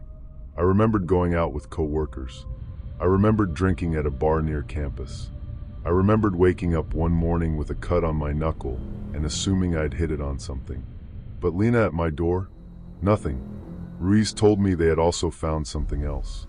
After Lena disappeared, her account had not stayed dead. It had logged in 6 months later from Cincinnati, then Indianapolis, then Louisville, then St. Louis. Each time, there were new messages to men. Men who looked a lot like the person last seen driving her away. Brown hair, average build, late 20s or early 30s. Mostly living alone. Mostly quiet profiles. Mostly men who seemed easy to draw into a private conversation. Some reported the account. Most probably ignored it. A few agreed to meet. One man in Indiana reported being followed after refusing to share his address. Another said someone left an old photograph of Lena on his windshield. Nobody had enough for charges. No clear suspect. No body. No proof Lena was dead. No proof she was alive. Just an account that kept logging in. The police believed someone had taken over her profile. Maybe the man responsible. Maybe someone connected to him. Maybe someone who enjoyed keeping the fear alive. But why message me? I asked. Detective Ruiz looked down at the folder. Because you were already in her history. That answer bothered me more than anything. I wasn't random. I was unfinished. For the next month, I stayed with Mark. I broke my lease early and moved into a building with cameras, locked entry, and nosy neighbors who watched everything. I changed phone numbers, deleted the app, deleted every dating app, replaced my laptop, put film on my windows, bought a cheap doorbell camera, and then a better one. The police never arrested anyone. The black sedan was too generic. The photo through my balcony door had no fingerprints they could use. The app logs led through VPNs, prepaid phones, public Wi-Fi, and dead ends. Lena's mother contacted me once. I didn't expect that. She sent me a message through Facebook, short and careful. Detective Ruiz had apparently told her I might have been one of the last people Lena contacted before she vanished. I stared at her message for a long time before answering. I told her I was sorry. It felt useless, weak, almost insulting, but I didn't know what else to say. She replied the next day. She was afraid of disappointing people. If she came to you, it means she thought you were kind. That broke something in me, because I don't know if I was kind. I don't know if I helped her. I don't know if I opened the door and let her in, or if I was too drunk to answer, or if someone else was already watching. I don't know if Lena stood outside my old apartment waiting for safety that never came. And I don't know who took that photo of my old room. That part still doesn't make sense. Maybe she took it herself while waiting inside. Maybe she came up and I forgot. Maybe someone followed her in. Maybe the person using her account had been in my apartment after all. I've turned those possibilities over so many times they don't feel like thoughts anymore. They feel like scars. The final message came 8 months after I moved. By then, I had almost convinced myself it was over. I was living on the 4th floor of a newer building downtown. Better locks, cameras in the lobby, a parking garage with key access. I had started sleeping normally again, or close to it. One night in June, around midnight, I got an email. Not from the app. I had deleted my account. It came from a random address made of numbers and letters. No subject. The body had one sentence. Quiet rooms still bother you? Attached was a photo. I didn't want to open it. Of course I opened it. It was a picture of my new apartment building, taken from across the street. My bedroom window was circled in red. I called Detective Ruiz, but by then she had moved departments. Another detective took the report. They added it to the file. They told me to stay alert, vary my routine, call if anything else happened. Nothing else did, and somehow that almost made it worse.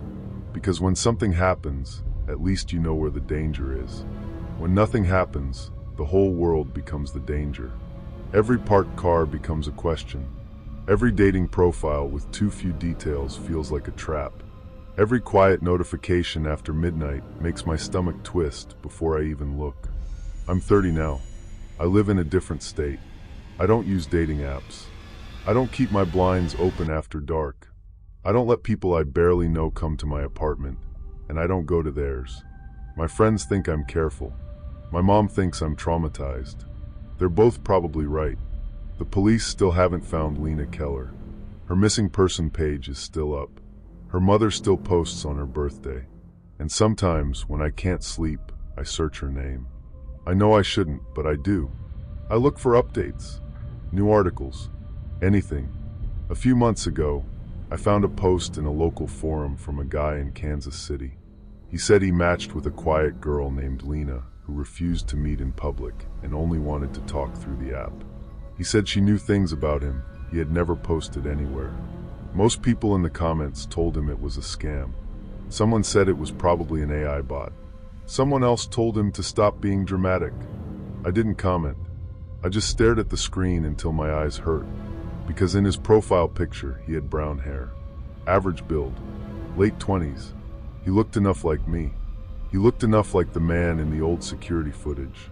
He looked enough like someone she might still be trying to find, or someone might still be using her to find. I don't know which possibility scares me more. Sometimes people ask what the worst part was.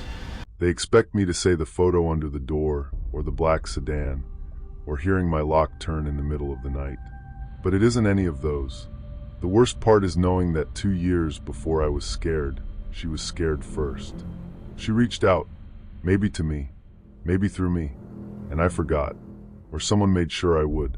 So if you ever match with someone who seems too quiet, too familiar, too sad in a way that feels like it has been waiting for you, be careful. If they know things they shouldn't know, don't explain it away. If they say you told them before, believe that something is wrong. And if a girl named Lena ever tells you she doesn't like meeting in public because she has trust issues, close the app. Lock your door. Check the street, because she may not be the one typing. And whoever is, they already know where you live. Story 3.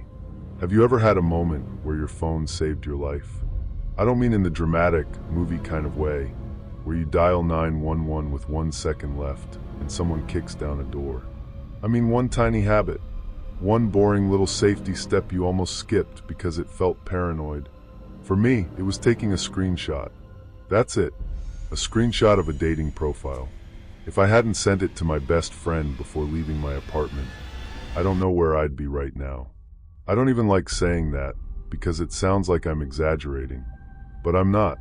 There are police reports, camera footage, and 3 other women who can back up parts of what happened. My name is Elise. I was 27 when this happened, living in Columbus, Ohio, in a pretty average 1-bedroom apartment on the 2nd floor of a brick building that always smelled faintly like laundry detergent and somebody's weed. I worked in billing for a dental office, which is about as exciting as it sounds. Most days I came home tired, microwaved something, watched videos on my laptop, and fell asleep with my phone in my hand. My life was safe in the way boring lives feel safe. Same grocery store, same coffee order, same route to work, same 2 friends I saw every week. I wasn't reckless. I didn't party much. I didn't go home with strangers. I paid attention to my surroundings, locked my doors, shared my location when I went out, all of that. But I was lonely. Not desperately lonely.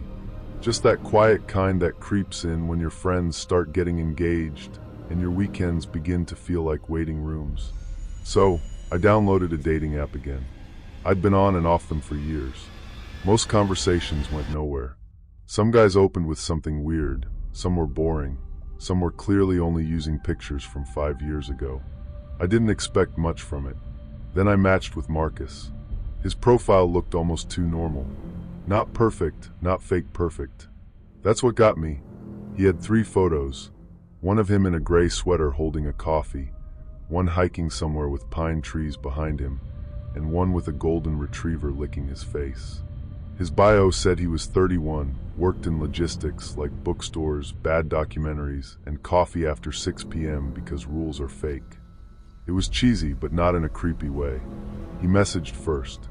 Okay, important question. Are you a morning coffee person or a coffee is emotional support person?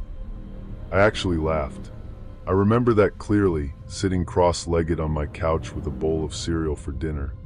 My apartment lit only by the lamp next to the TV. We talked for 2 days. Nothing intense. Nothing sexual.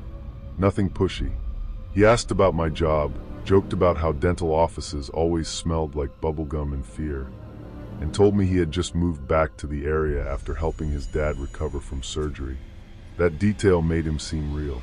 By Friday afternoon, he asked if I wanted to meet for coffee that evening. There was a little cafe called Marlowe's about 15 minutes from me, busy enough to feel safe, but not so loud you had to shout. He suggested it first. 7:30? Public place, easy escape route if I'm secretly boring. I told him yes. Before I left, I did what I always did.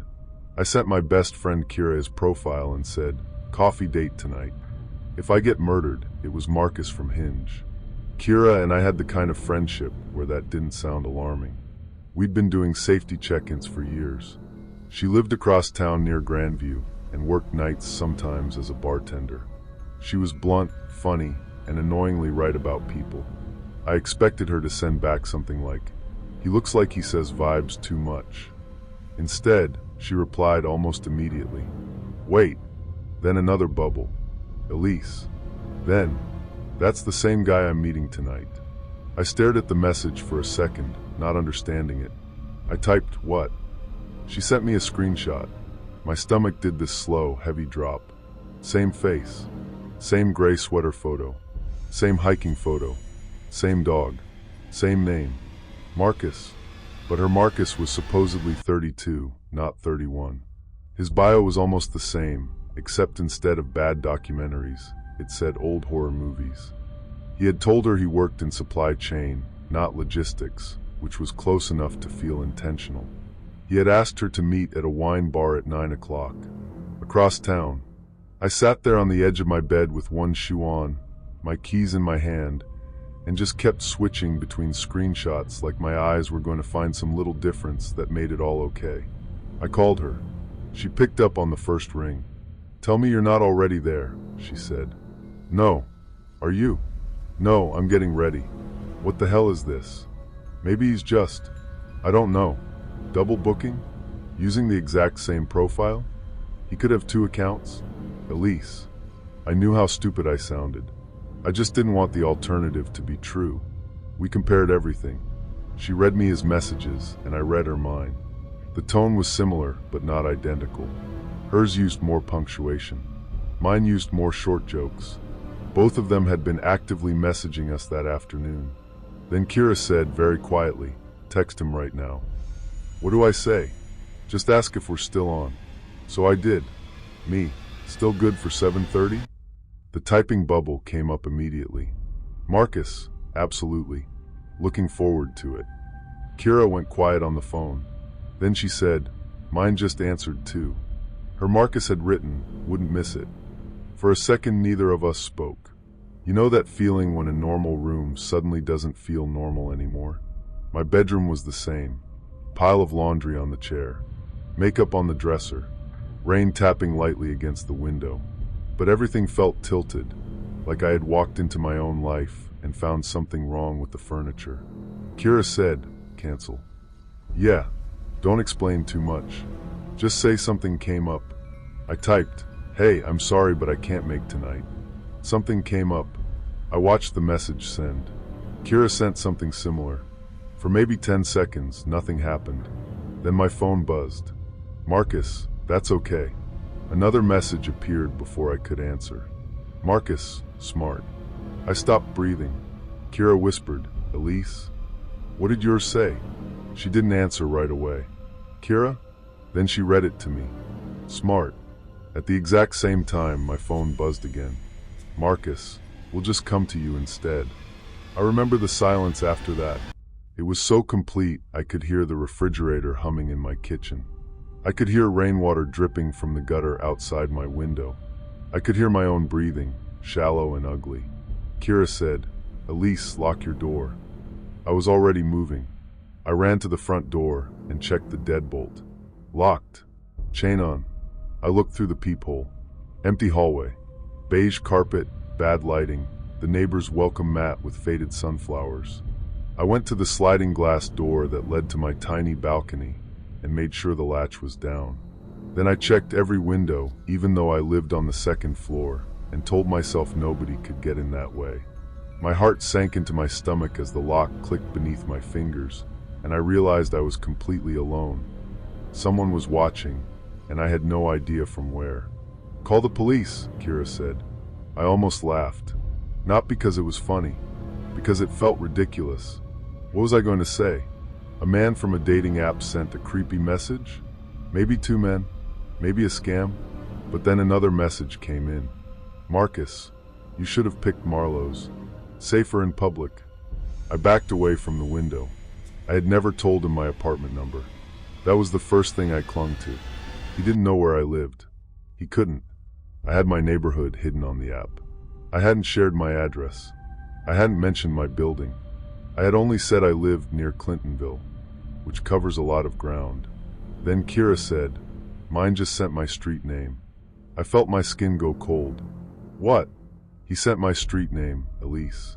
I told her to call 911 and stay on the phone with me after. She told me to do the same. We hung up and I dialed. The dispatcher was calm. Too calm. She asked for my name, address, what was happening, whether I had seen anyone outside, whether I was alone. I explained it badly at first. I kept repeating, "It's a dating profile, but there are 2 of them," and I could hear how insane it sounded. Then I read the messages out loud. That changed her tone.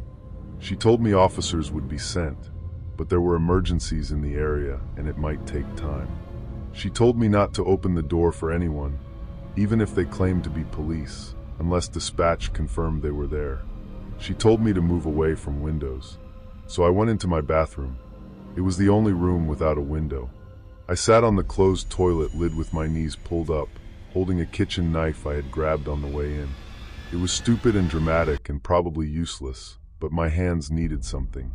Kira called me back on speaker. She was in her bedroom closet with her dog, Milo, who kept whining because he could feel she was scared. For a few minutes, nothing happened. Then someone knocked on my door. Not loud, just 2 soft knocks. Tap, tap. I stopped breathing. Kira heard it through the phone. Elise? I couldn't answer. Another knock. Tap, tap. Then a man's voice from the hallway.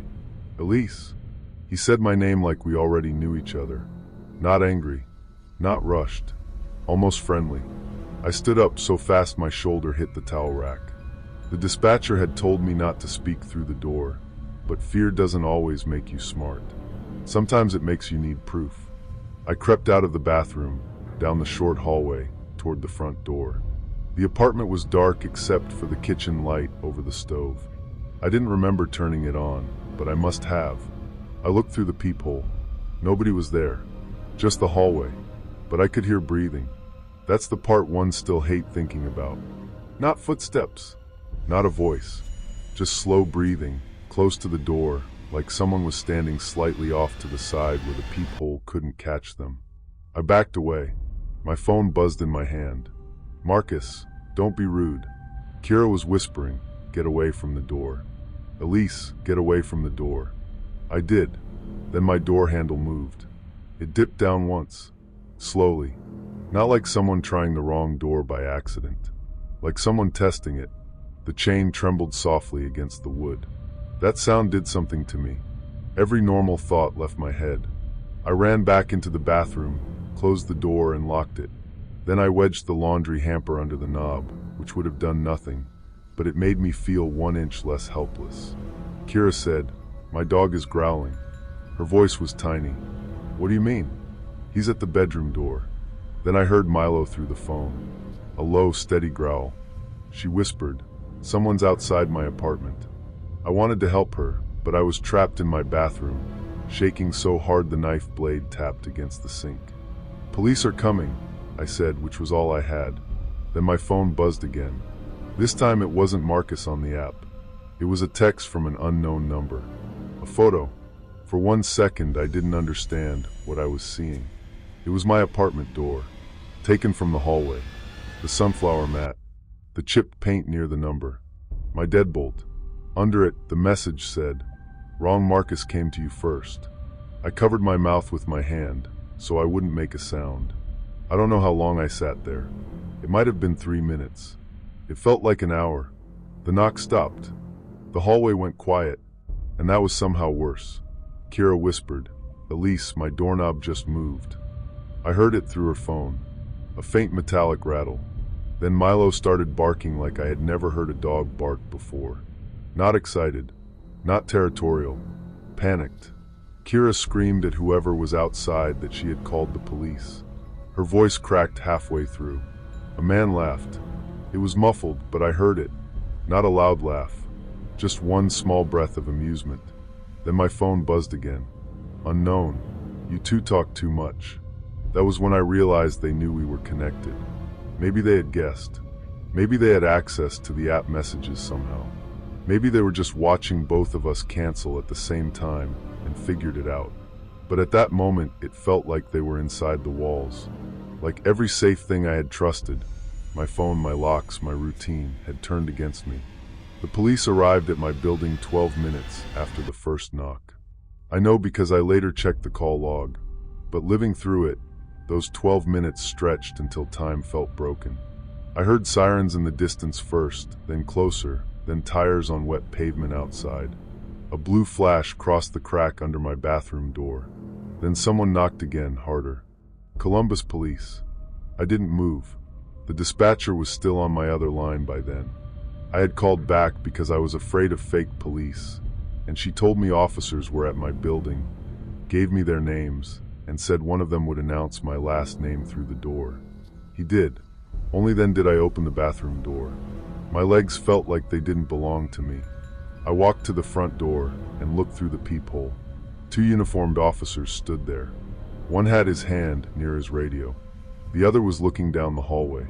I opened the door with the chain still on at first.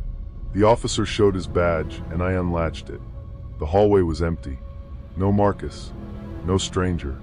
No sign anyone had been there except a few wet footprints on the carpet near my mat. The officer asked if I knew whose they were. I said no. They searched the hallway, stairwell, laundry room, parking lot. Nothing. One officer stayed with me while I showed him the messages. His expression changed when he saw the photo of my door. He asked if I had posted pictures from my apartment online. I said no. He asked if my dating profile had any photos showing my building. No. He asked if I used my real first name. Yes. He didn't say it like an accusation, but I felt stupid anyway. While he was taking notes, Kira called. Her police had arrived too. Whoever was outside her door had left before they got there. But they found something on her doormat. A paper coffee sleeve from Marlowe's. Written on it in black marker was, "Should have stayed matched." I slept at my sister's house that night.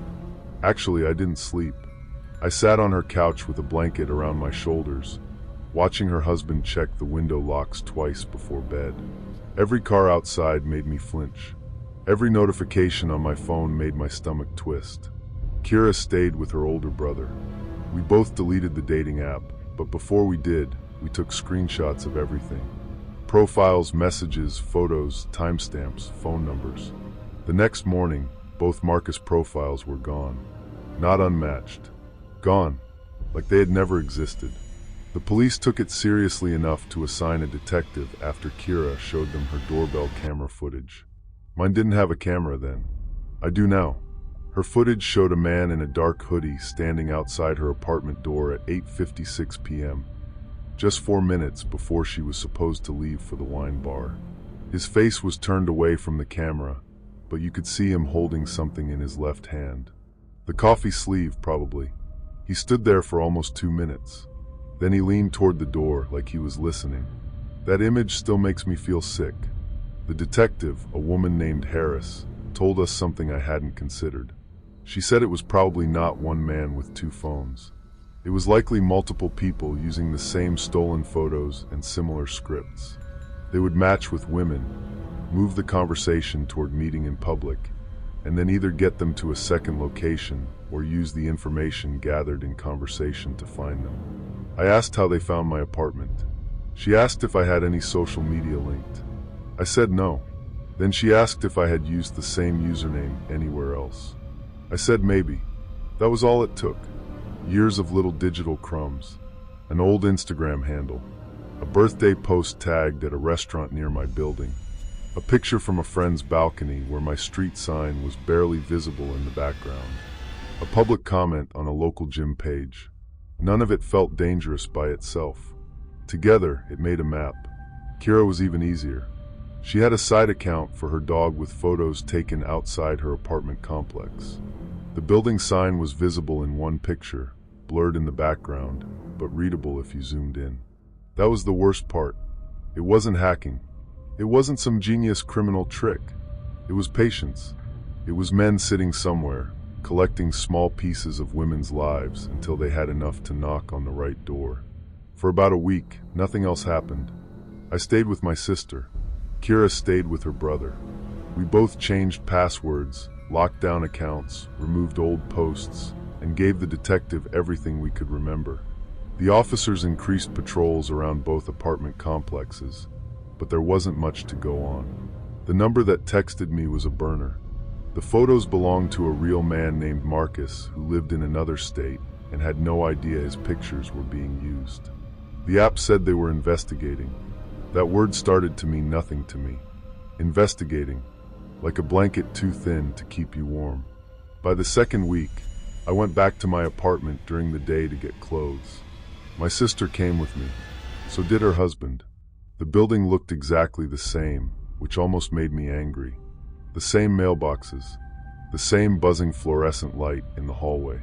The same smell of detergent from downstairs. The world should look different after something like that. But it doesn't. My apartment was untouched. No broken windows. No forced door. No sign anyone had gotten in. I packed a bag in less than 10 minutes. As we were leaving, I noticed something tucked under the windshield wiper of my car. A folded piece of paper. My sister's husband told me not to touch it. He took a picture first, then used a napkin to unfold it.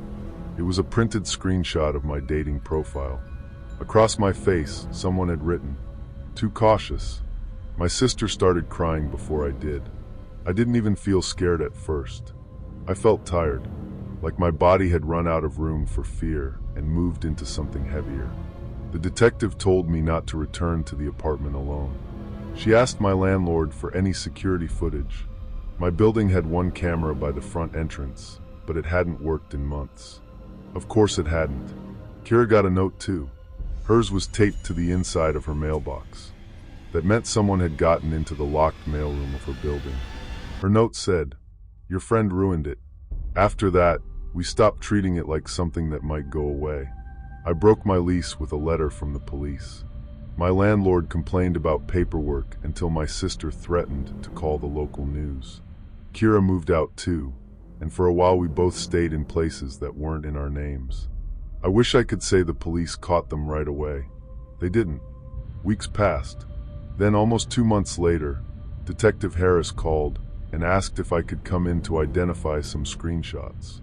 A woman in Dayton had reported something similar. Same photos, same name, Marcus. But in her case, she had gone to the date. She met him at a coffee shop. Except the man who showed up wasn't the man in the pictures. He told her casually that Marcus couldn't make it and had sent him instead as a joke. She thought it was weird and started to leave. He got angry, blocked her path for just a second, and then another man outside the cafe began watching her through the window. She called her brother from the bathroom, and when he arrived, both men disappeared. The cafe had cameras, so did a gas station nearby. One of the cars caught on video had temporary plates, but another camera caught enough of a real plate to track it to a woman who claimed she had lent it to her boyfriend. That boyfriend led police to 2 other men, then another. I don't know every detail. I don't think the police told us everything, but from what Detective Harris said, it was a small group that had been running versions of the same scam in different cities. They weren't just trying to scare women. They were arranging separate meetings, testing who would show up alone, who would change locations, who could be pressured, who could be followed home. Some women had reported being harassed. Some hadn't reported at all. One woman had gotten into a car because Marcus said he couldn't find parking and asked her to hop in for a second. She got out when she noticed the inside door handle was broken. I think about her a lot. I think about how close all of us came to becoming a story with no ending. The night Detective Harris told me they had made arrests, I expected to feel relieved. I did a little, but relief isn't clean after something like that. It doesn't wash the fear away. It just gives the fear a shape. I saw one of their faces later in a news article. Not the fake Marcus, the real man from Kira's doorbell camera. He looked ordinary. That bothered me more than anything. He wasn't some monster you'd notice from across a parking lot. He looked like a guy who would help you carry groceries, a guy who would hold the elevator, a guy with tired eyes and a forgettable face. Danger often wears a friendly face, or worse, a boring one. For months after, I couldn't hear 2 soft knocks without freezing. I stopped using my real first name online. I bought cameras for my new apartment, one for the door and one facing the parking lot. I changed my routes to work. I stopped posting in real time. I stopped letting people tag me anywhere. Kira and I developed this strange ritual where we checked in every night with a single word. Home. That was it. Some nights, seeing that word from her made me cry. My new apartment was nicer. 3rd floor. Better locks. Better lighting. A camera at the entrance that actually worked. But safety felt different now. Before, safe meant not thinking about danger. After, safe meant thinking about it constantly and hoping you didn't miss anything. I tried dating again once, almost a year later. A guy named Daniel. Real person, mutual friends, normal background. We met at a busy restaurant at noon, and I still spent the entire time watching the reflection in the window behind him. He was kind. He noticed. He said, "Bad experience?" I said, something like that. We didn't have a second date. Not because of him. Because when he texted later, I had a nice time, hope you got home safe. I stared at the words until they stopped looking kind and started looking like surveillance. That's what those men took from me. Not dating. Not trust entirely. Something smaller and harder to explain. They took the comfort of assuming normal things are normal. A man holding a coffee cup. A profile with a dog. A knock at the door. A message that says, looking forward to it. Sometimes people ask me why I didn't just ignore the message. Why I called the police. Why I got so scared before anything really happened. I never know how to answer that politely, because something did happen. Two men came to our homes because we said no. They didn't need to break in for it to be real. They didn't need to touch us for it to matter. They wanted us to know they could find us. They wanted the fear to arrive before they did. And it did. There's one part one haven't told many people, because it still makes me feel embarrassed, even though I know it shouldn't. A few nights after the arrests, I opened my blocked messages folder. I don't know why. Maybe I wanted proof it was over. Maybe I wanted to feel brave. There was one message from the unknown number that hadn't come through normally. It had been filtered. No photo, just text. It said, Marcus was never the point. I sat there in my bed, in my new apartment, with the door locked and the camera light glowing blue in the hallway, and I felt that same cold pressure in my chest. Because I understood what it meant. The photos didn't matter. The name didn't matter. Marcus was bait. He was a mask. If it hadn't been him, it would have been someone else. A different face. A different dog. A different joke about coffee. People like that don't need a reason. They just need an opportunity. So now, whenever a friend sends me a profile before a date, I look at everything. The pictures, the wording, the job, the location. I reverse search when I can. I ask questions that feel rude. I tell them to share their location, meet in daylight, never move to a second place, and never feel bad about leaving. And I always tell them the same thing.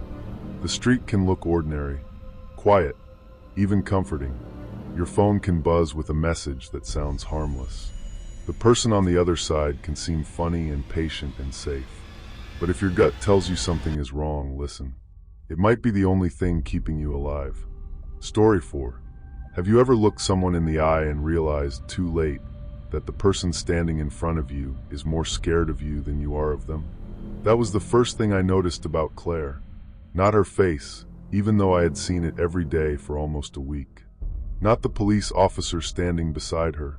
Not the way everyone in the bookstore seemed to be pretending not to watch. It was her expression. She looked at me like I was the reason she hadn't slept in days. And the worst part was, until that exact moment, I thought I was there to meet her for a date. My name is Daniel. I was 28 when this happened, and at the time I lived in a quiet part of Madison, Wisconsin. I had a small apartment above a dentist's office, worked remotely for a software company, and lived the kind of life that looked fine from the outside, but felt a little empty if you were the one waking up in it. That sounds more dramatic than it was. I wasn't depressed or anything. I just had a routine that made every week blur into the next. Work from 9 to 5. Gym if I had the energy. Groceries from the same store. Dinner usually eaten standing up in the kitchen. Then a couple hours scrolling through my phone, watching shows I barely paid attention to, and going to bed later than I should. After my last relationship ended, I stayed off dating apps for almost a year. Not because of some major heartbreak, more because the whole thing felt exhausting. The small talk, the guessing, the profiles where everyone liked hiking, tacos, travel, dogs, and good vibes. It all started to feel like applying for a job I wasn't sure I wanted. Then one Friday night in November, after 2 beers and a little too much confidence, I downloaded one again. It was one of the big apps. I won't say which one, mostly because I don't think it matters. They all feel the same after a while. Faces, names, little prompts trying to make strangers seem safe. For the first few days, nothing interesting happened. A few matches. A few conversations that died after 4 messages. One woman who asked if I wanted to invest in crypto by the end of the first hour. I almost deleted the app again. Then I matched with Claire. Her profile stood out because it felt normal. Not fake normal, actually normal. Her pictures weren't model shots. There was one of her holding a coffee in a winter coat, one at a lake with wind messing up her hair, one with a black cat sitting on her shoulder, and one blurry picture in a bookstore where she was laughing at something outside the frame. Her bio said she was 30, worked in nonprofit marketing, liked to use bookstores, quiet bars, and people who didn't turn every conversation into a podcast. There was a verification badge next to her name. That mattered to me more than I realized. I know verified doesn't mean safe. I know that now. But at the time, it felt like a little green light. Like the app itself was saying, don't worry. This person is real. Her first message was about one of my profile pictures where I was standing next to a terrible snowman my niece and I had made. That snowman looks like he knows a secret and hates you for it. I laughed out loud when I read it. We started talking. And honestly, for the first few days, it was easy. That's what made the whole thing work. If she had been too perfect, too intense, too flirty too fast, I might have backed away. But she wasn't. She was funny in a dry way. She responded at normal times. She didn't overshare. She didn't ask weird personal questions. She asked what I did for work, then made a joke about software people pretending their jobs were impossible to explain. She told me she had moved to Madison 3 years earlier. She said she hated winter, but liked complaining about it, which was different. She sent a picture of her cat, Milo, sitting in a sink. Nothing felt wrong. The first small thing happened on the third night. I had made pasta and was eating at my desk while we messaged. She asked if I was one of those people who could cook or one of those people who assembled ingredients and called it dinner. I sent a picture of the bowl and said, "This is art."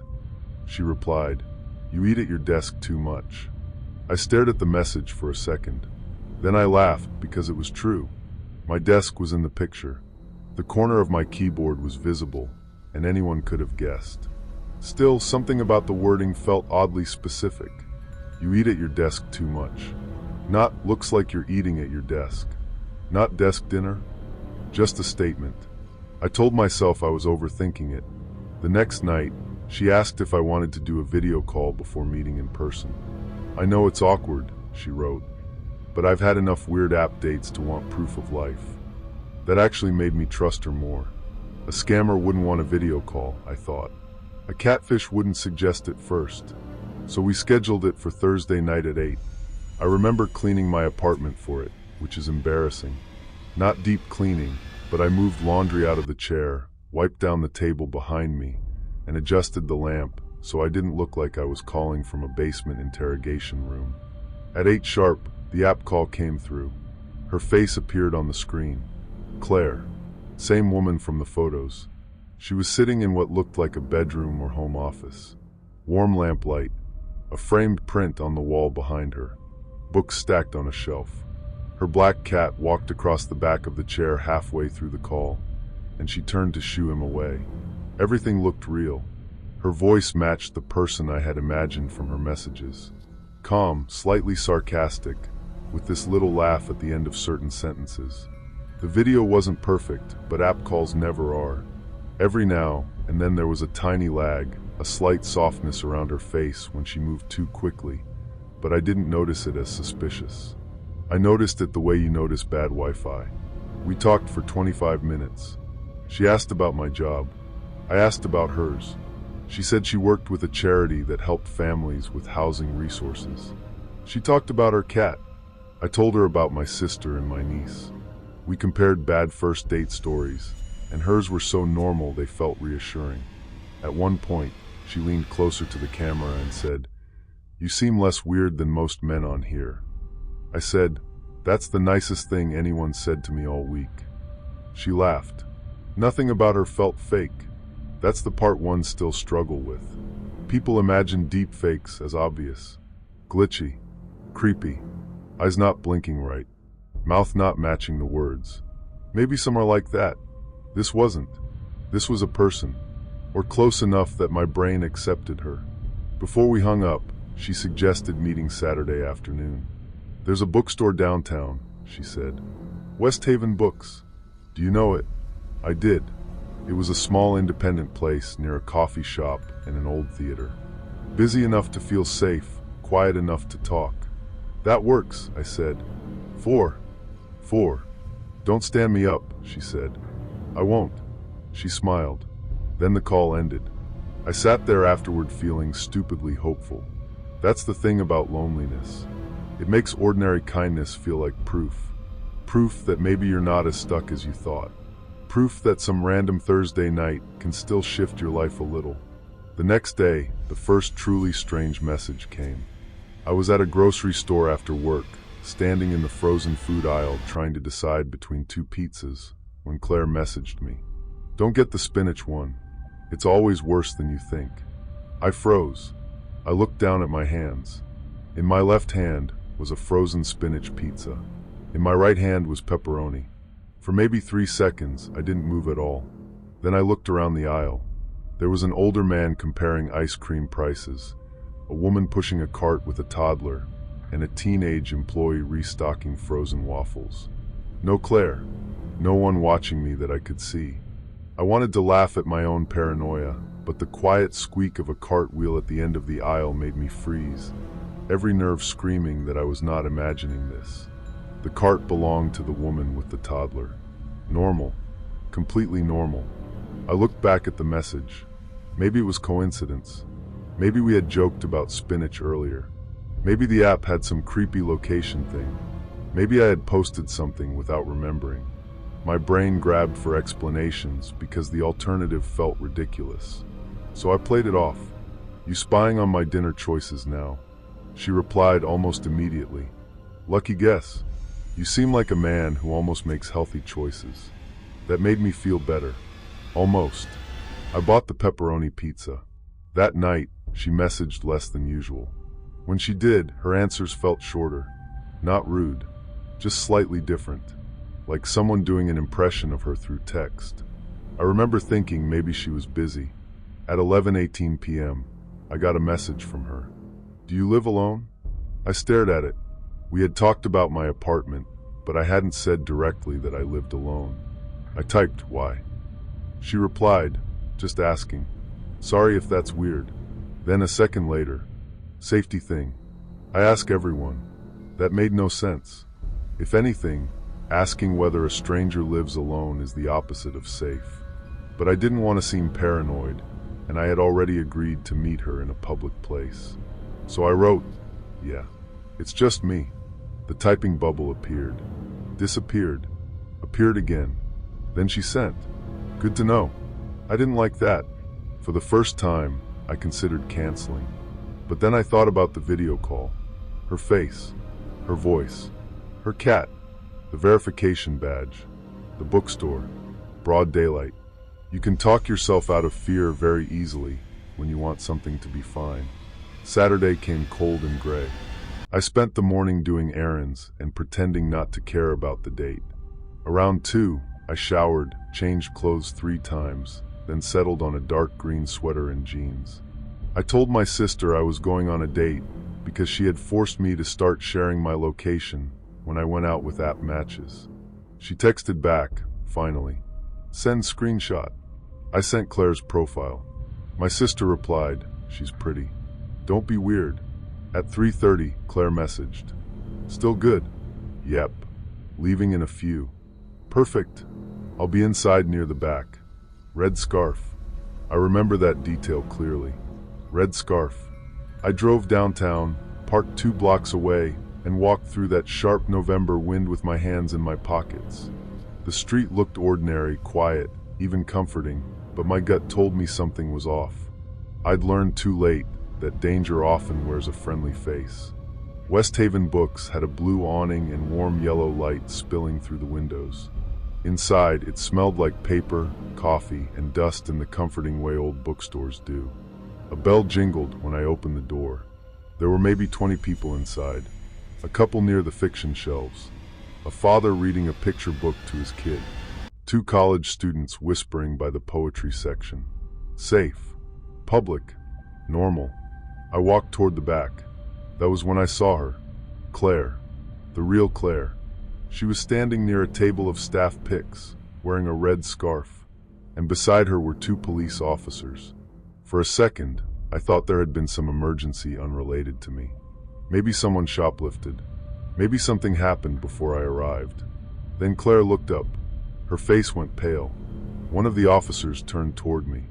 "Daniel Mercer?" he asked. My heart stopped. I don't know why hearing my full name made it worse, but it did. People on dating apps don't usually use your last name.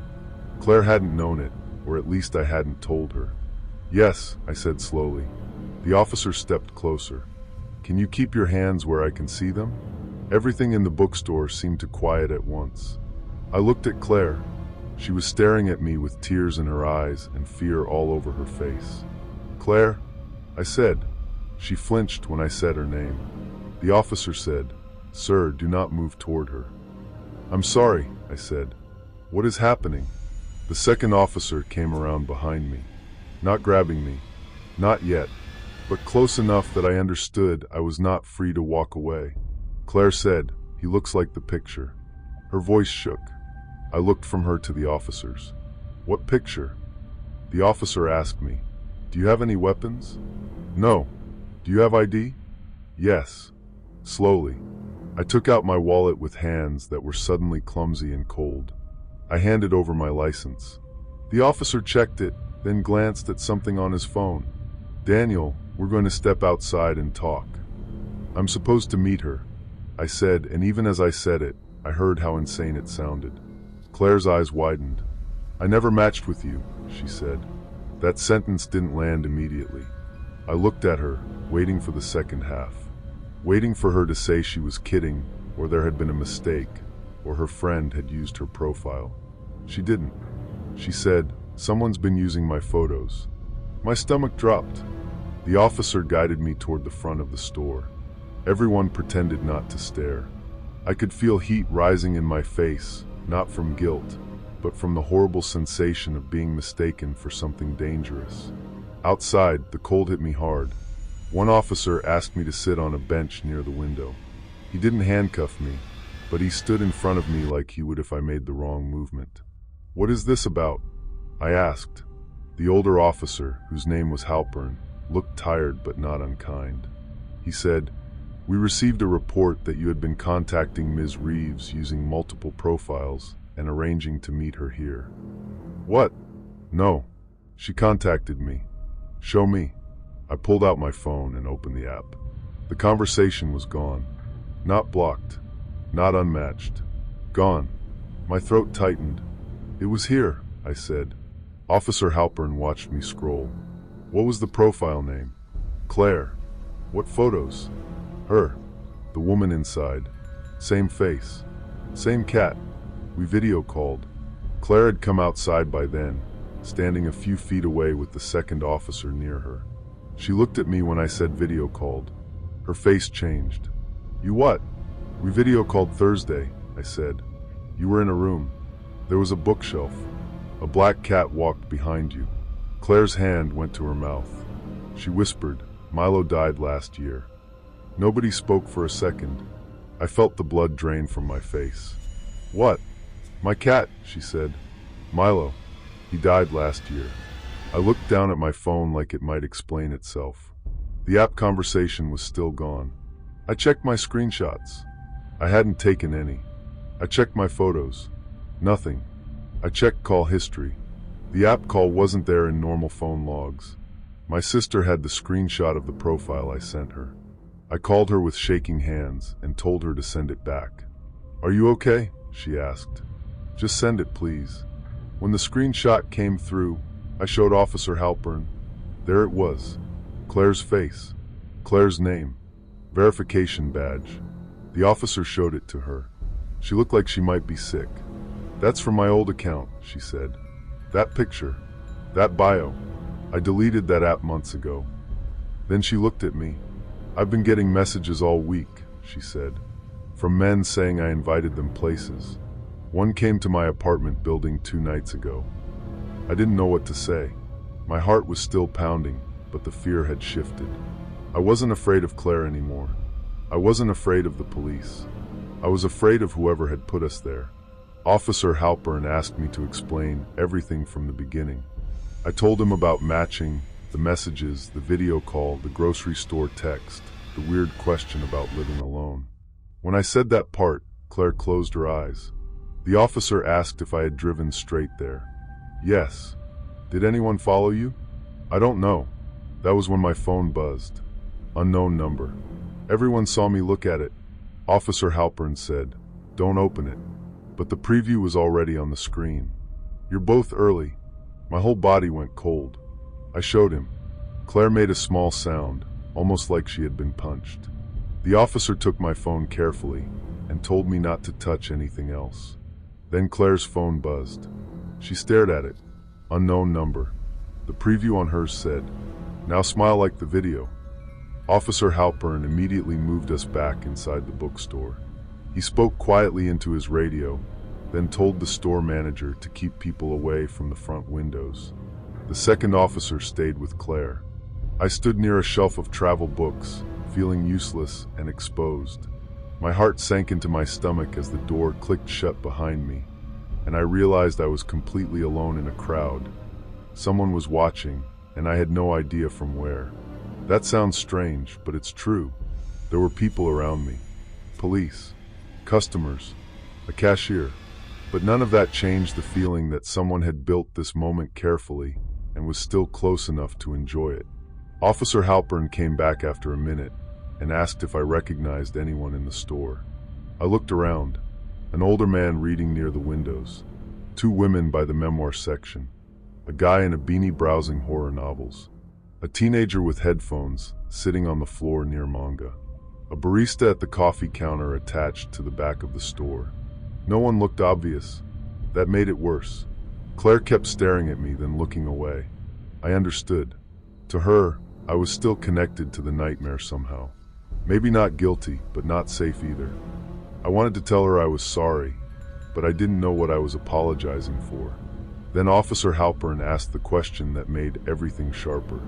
"Daniel, did the fake Claire ever ask you to bring anything today?" I almost said no. Then I remembered. "Yeah," I said. "A book." Claire looked up. "What book?" I reached into my coat pocket and pulled out a paperback. It was a used copy of The Haunting of Hill House. During our conversation, fake Claire had said she loved old horror novels and joked that I should bring her one if I wanted bonus points. I had grabbed it from my shelf before leaving because I thought it was cute. Officer Halpern didn't touch it. He asked me to set it on the table. I did. He looked at it carefully, then asked, "Did you buy this today?" "No. It's mine." "Did you leave it unattended?" "No." Then Claire said very quietly, "That's not mine." At first, I didn't understand. She pointed at the front cover. There was a sticky note tucked halfway inside. I hadn't put it there. I stared at it. The note was pale yellow, barely visible against the old pages. Officer Halpern put on gloves before pulling it out. There were 2 words written on it in black marker. "Trade places." I felt like the room tilted. "What does that mean?" I asked. No one answered. The officer flipped through the book. Inside the back cover, something small had been taped against the spine. A black square no bigger than a postage stamp. He looked at it for 1 second and said, "Everyone away from the windows." People started moving then. The calm broke. The manager told customers to go toward the back. Someone asked what was happening. Someone else said, "Is that a tracker?" That word hit me hard. Tracker. Officer Halpern bagged the book. I stood there with my hands at my sides, cold with the realization that I had carried something into the bookstore without knowing it. Something placed there by someone who had gotten close enough to my apartment, my car, or my coat. But the book had been inside my apartment, on my shelf. I had grabbed it 10 minutes before leaving. I looked at the officer. "I didn't put that there." "I know," he said, but I wasn't sure he did. Not yet. The next 20 minutes were a blur. More officers arrived. They checked the bookstore bathrooms, back room, basement storage, and alley behind the building. They reviewed security cameras. They took statements. Customers were allowed to leave one at a time after speaking with police. Claire and I were kept apart at first. I watched her through the shelves while an officer spoke with her. She looked smaller than she had in the photos. Not physically, just worn down. Her hands were wrapped around a paper cup of water, and she kept looking toward the front window as if expecting someone to appear there. Eventually, Officer Halpern let us sit at the same table, with him standing nearby. Claire didn't look at me when she spoke. "I thought you were him," she said. "Who?" She swallowed. "I don't know. That's the problem." Then she told me what had been happening to her. 2 weeks earlier, she started getting messages on social media from men she didn't know, asking if they were still meeting. At first she thought it was spam or some weird bot thing. Then one man showed up at the nonprofit office where she worked, carrying flowers. He said she had invited him. She hadn't. Then another came to her apartment building. He knew her unit number. He said they had video chatted. He said she told him to come by because she felt safer meeting at home. That time, her neighbor called the police because the man wouldn't leave. Claire reported everything. The police told her to document it, change passwords, lock down accounts, and avoid being alone. They were sympathetic but limited. Whoever was doing it used fake accounts, burner numbers, and profiles that disappeared after each meeting. Then, that morning, Claire got a message from an unknown number. It said, "West Haven Books, for PM Red Scarf. He'll come to you." Under it was a photo of me. Not my dating profile picture. A different one. Me standing outside my apartment building the previous night, carrying groceries. I felt my pulse in my ears, my hands trembling, as I asked to see it. Every second felt stretched, like time itself was conspiring against me. She showed me. There I was in the grainy photo, holding a paper bag in one arm and unlocking the front door with the other. Taken from across the street. My skin went numb. "That's my building," I said. Claire finally looked at me. Her fear changed a little then. It didn't go away. It became shared. Someone had been watching both of us. Officer Halpern asked if I had noticed anyone outside my building. I thought back. The white SUV parked near the laundromat. The man smoking near the bus stop. The delivery driver who sat in his car too long. Normal things. Normal people. Nothing I had cared enough to remember clearly. That's how these people hide. They don't look like monsters in the moment. They look like background. The police escorted both of us to the station for formal statements. I rode in the back of a patrol car, not because I was under arrest, they said, but because they didn't want me driving alone yet. I remember watching downtown Madison slide past the window and thinking how ordinary everything looked. Couples walking with coffee, students laughing, traffic lights changing from red to green. The world kept moving with this almost insulting calm. At the station, they separated us again. A detective named Morgan interviewed me. She was in her 40s, sharp-eyed, with a steady voice. She asked for my phone, my app login, my social media handles, my recent locations, my building address, anyone who might have a grudge against me, anyone from my past connected to Claire. There was no one. That was the part that scared me more than if there had been an obvious suspect. No angry ex, no jealous friend, no coworker, no person tying us together. Just a fake profile and a plan. Detective Morgan eventually said they believed the person behind it was using stolen media from Claire's old dating profile, public photos, and possibly older video clips from her social media to create the calls. She said the technology had gotten good enough that a short video call could fool someone, especially if the person expected compression and lag. I asked about the cat, Milo.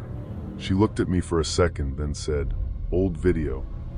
Claire later told me she had posted videos of Milo all the time when he was alive. Her apartment then had the same bookshelf, same lamp, same wall art. Whoever built the fake call had enough material to recreate a convincing version of her. It made me feel sick in a very modern way. Not haunted, copied, like people weren't just stealing identities anymore. They were stealing presence, voice, face, mannerisms, the feeling of being real. I spent 4 hours at the station. When they finally let me leave, my sister was waiting in the lobby. She had driven over after I called her, and the second she saw me, she hugged me so hard my ribs hurt. "What the hell, Daniel?" she whispered. "I don't know. and I really didn't. The officers told me not to go home alone. My sister insisted I stay at her place that night. I didn't argue. We stopped by my apartment with 2 officers so I could pack a bag. That was when we found out how close the person had been. My apartment door wasn't damaged. The lock looked normal. Nothing obvious was missing. But my bookshelf had been disturbed. Not much. Just enough that I noticed because I'm particular about my books. The horror novels were slightly out of order. The space where The Haunting of Hill House had been looked too clean, like a book had been pulled and put back more than once. One officer checked the windows. The small bathroom window above the back alley was unlocked. I never opened that window. Ever. It was too high, too small, and looked out at a brick wall. The officer looked at the alley below and found scuff marks on an old pipe that ran up the side of the building. Someone had climbed. Someone had entered my apartment. Someone had touched my things. I stood in the middle of my living room, unable to move. My heart sank into my stomach as the door clicked shut behind the officer, and I realized I had been completely alone in that apartment the night before. Someone had been inside, and I had no idea how long they had stayed. That thought changed something in me. Until then, the fear had been mostly outside. The app, the bookstore, the fake profile. After the apartment, it moved inward, into my bed, my shower, my kitchen, every place I had thought belonged to me. The police searched for cameras or devices, but didn't find any obvious ones. That didn't comfort me.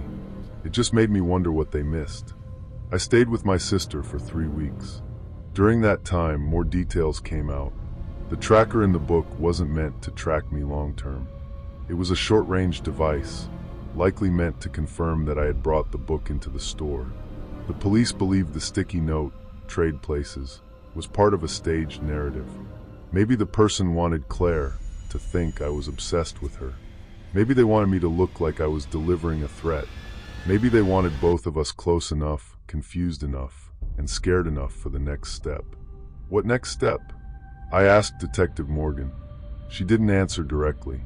She said, "We're considering several possibilities." That phrase became one of my least favorite phrases in the English language. Several possibilities. It meant they didn't know. It meant the thing I had barely avoided might have been worse than I could understand. Claire and I spoke once after that, over the phone, with Detective Morgan's knowledge. Not because we were friends. We weren't. We were 2 people thrown into the same trap. She apologized for thinking I was the person behind it. I told her she had every reason to. She said something that stuck with me. "It wasn't trying to date you," she said. "It was using you to get to me." I had thought that too, but hearing her say it made it real. Then I said, "Or using you to get to me." There was silence after that, because both could be true. The fake profile had done more than arrange a date. It had built trust with me while terrorizing her. It had made me carry an object into a public meeting. It had pulled her out of hiding by promising her the person responsible would appear. It had put us in the same place at the same time with police watching, but not enough police to control every angle. A week later, the bookstore security footage gave them a lead. At 3:42 p.m., 18 minutes before I arrived, a man in a dark coat entered West Haven Books. He didn't buy anything. He walked to the back, paused near the staff picks table, then left through the rear exit into the alley. His face was mostly hidden by a mask and baseball cap, but cameras outside caught part of his car. A gray sedan with a missing hubcap. That same car had been parked across from my apartment the night before. It had also been seen near Claire's office. The plates were stolen. Of course they were. Police found the car abandoned 2 days later in a grocery store parking lot. Inside, they found gloves, a burner phone wiped clean, a receipt for the same brand of sticky notes, and a printed photo of Claire. On the back of the photo, someone had written, "She'll come if he does." I didn't hear that from the police at first. Claire told me months later. By then, the case had gone quiet. There were no arrests, no satisfying ending, no moment where the person's face appeared on the news and everything clicked into place. The fake profiles disappeared. The unknown numbers stopped. My apartment building changed the lock on the roof access and added cameras in the alley. Claire moved. I moved too eventually because I could not sleep in that apartment after knowing someone had climbed into it. For a while, I stopped dating completely. Not because I was heartbroken, because the idea of meeting anyone from an app made me feel physically ill. Every profile looked like a possible mask. Every verification badge felt meaningless. A video call, which used to be proof, now felt like another thing someone could fake. My sister told me that was understandable. My friends told me I couldn't let one terrifying thing control my life. They meant well, but people say that when the terrifying thing happened to someone else, they don't have to check their windows 3 times before bed. They don't wake up at 2 a.m. because the floor creaked and spend 10 minutes listening for breathing in the hallway. They don't look at their own bookshelf and wonder whose hands touched it when they weren't home. Even after escaping, even with the safety of the police lights behind me, a small, cold part of me couldn't stop replaying the face I never truly saw. The calm, empty eyes I imagined watching me from a parked car across the street. A year passed, then another. I heard from Detective Morgan occasionally, but there were no major updates. Claire and I didn't stay in close contact. We sent a few messages around holidays in that awkward way people do when they survived something together, but don't know how to be part of each other's lives afterward. I thought about her every time I saw a red scarf. I thought about West Haven books every time I walked past a bookstore. And I thought about that fake video call more than anything. The way Claire laughed, the way she leaned toward the camera, the black cat walking behind her. Sometimes I replayed the memory and tried to find the flaw, the glitch, the wrong blink, the sign I should have caught. I never found one. That is what scared me most. Not that I had been fooled, that anyone could have been. Last winter, almost 3 years after the bookstore, I got a message request on a new dating app. I had joined again reluctantly, mostly because my sister kept telling me I was becoming emotionally feral, which was rude but not entirely wrong. I kept my profile minimal. No last name, no workplace, no apartment photos, nothing real time. The message came from a profile named Anna. No verification badge. One picture. Her face turned slightly away. The message said, "You seem less weird than most men on here." I stared at it. That sentence, word for word, from the video call. My hands went numb. For a second, I couldn't breathe. I opened the profile. It disappeared while I was looking at it. Not blocked, not unmatched. Gone. Then my phone buzzed with a text from an unknown number. Still have the book. I had thrown it away. The police had kept it as evidence for a long time, then returned it in a sealed bag with other items from the case. I couldn't stand having it near me, so I put it in a dumpster behind a gas station 3 towns over.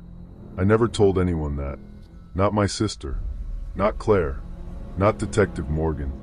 No one. I called the detective immediately. The number predictably led nowhere. The app had no useful information by the time they checked. The profile had been created with temporary credentials, then deleted. Detective Morgan told me to document everything and stay alert. Stay alert.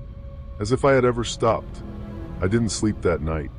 Around 4 a.m., I sat at my kitchen table with every light on, staring at my phone like it might speak again. Nothing happened. That almost made it worse. Fear is easier when it's active. A sound, a message, a person at the door. Waiting gives your mind room to build things. A week later, Claire called me. We hadn't spoken in months. Her first words were, "Did something happen?" I closed my eyes. "You too." She was quiet for a long moment. Then she said, "I got a package." There was no return address. Inside was a red scarf and a printed screenshot of my old dating profile. On the back, written in black marker, were the words, "Try again." She had already called police. Nothing came of it. Again, that's the part nobody likes in these stories. No ending. No justice. No explanation that makes the fear behave. Just 2 people who were used as pieces in someone else's private game. I'm 31 now. I still don't know who was behind it. Maybe it was someone obsessed with Claire. Maybe it was someone who picked both of us randomly. Maybe it was a group testing scams, stalking methods, or worse. Maybe the person wanted one of us hurt, arrested, blamed, or simply terrified. Detective Morgan once told me, off the record, that some offenders don't want money or a relationship or revenge. They want control. They want to prove they can move people around without touching them. A message here, a fake face there, a meeting place, a prop, a fear. And suddenly strangers are standing in the same room, looking at each other like enemies. That is what happened to us. I don't tell this story because I think everyone on dating apps is dangerous. Most people are exactly who they say they are. Awkward, hopeful, bored, lonely, trying their best. But proof isn't as simple as it used to be. A verified profile can be stolen. A video call can lie. A familiar face can be borrowed. And a public place can still be part of the trap. So if something feels off, even slightly, listen to it. If a match knows something they shouldn't, don't explain it away too quickly. If their profile disappears right before you meet, leave. And if you ever walk into a bookstore expecting a date, but the person you came to meet is standing there with police and fear in her eyes, understand one thing immediately. The trap may not be behind you. It may be happening right then, and you may already be exactly where someone wanted you to be. Story 5. Have you ever had a bad feeling about someone, but it was so quiet you almost missed it? Not a big dramatic warning. Not some movie moment where the music changes and you suddenly know you're in danger. I mean the kind of feeling that sits low in your stomach while everything around you still looks normal. A restaurant full of people. Street lights shining on wet pavement. A man smiling politely and saying all the right things. That's what scares me now. How ordinary it all looked. My name is Natalie. I was 28 when this happened, living in a suburb outside Charlotte, North Carolina. I worked at a dental office as a front desk coordinator, which sounds more official than it was. Mostly I answered phones, scheduled cleanings, took insurance cards, and smiled at people who were already annoyed before they walked in. My life was not exciting. I rented a small townhouse with my younger sister, Claire, in a neighborhood where every building looked almost the same. Beige siding, little square porches, tiny patches of grass nobody cared about. There was a grocery store 5 minutes away, a coffee place with terrible parking, and a nail salon that always had its open sign buzzing in the window, even when the lights were off. That was my world. Work, errands, dinner with Claire, laundry on Sundays, and sometimes, when I felt brave enough, dating apps. I wasn't desperate. I wasn't even all that lonely most of the time. But I had hit that age where everyone around me seemed to be pairing off, getting engaged, having babies, buying houses, and I was still eating cereal over the sink at 10 p.m. in sweatpants. So one Thursday night, while Claire was watching some reality show downstairs, I downloaded the app again. I told myself I'd only keep it for a week. That's always what you say. I matched with a man named Grant 2 days later. His profile was clean, almost too clean. He was 32. Worked in logistics, liked hiking, live music, coffee, and good conversation. His photos were normal. One with a dog, one at what looked like a wedding, one in a blue button-down shirt leaning against a railing by a lake. He wasn't stunning. He wasn't ugly. He had that average, pleasant face that doesn't set off alarms because there's nothing sharp about it. Brown hair, light stubble, soft eyes. The type of person you'd ask to watch your laptop for 2 minutes at a coffee shop. That's part of why I said yes.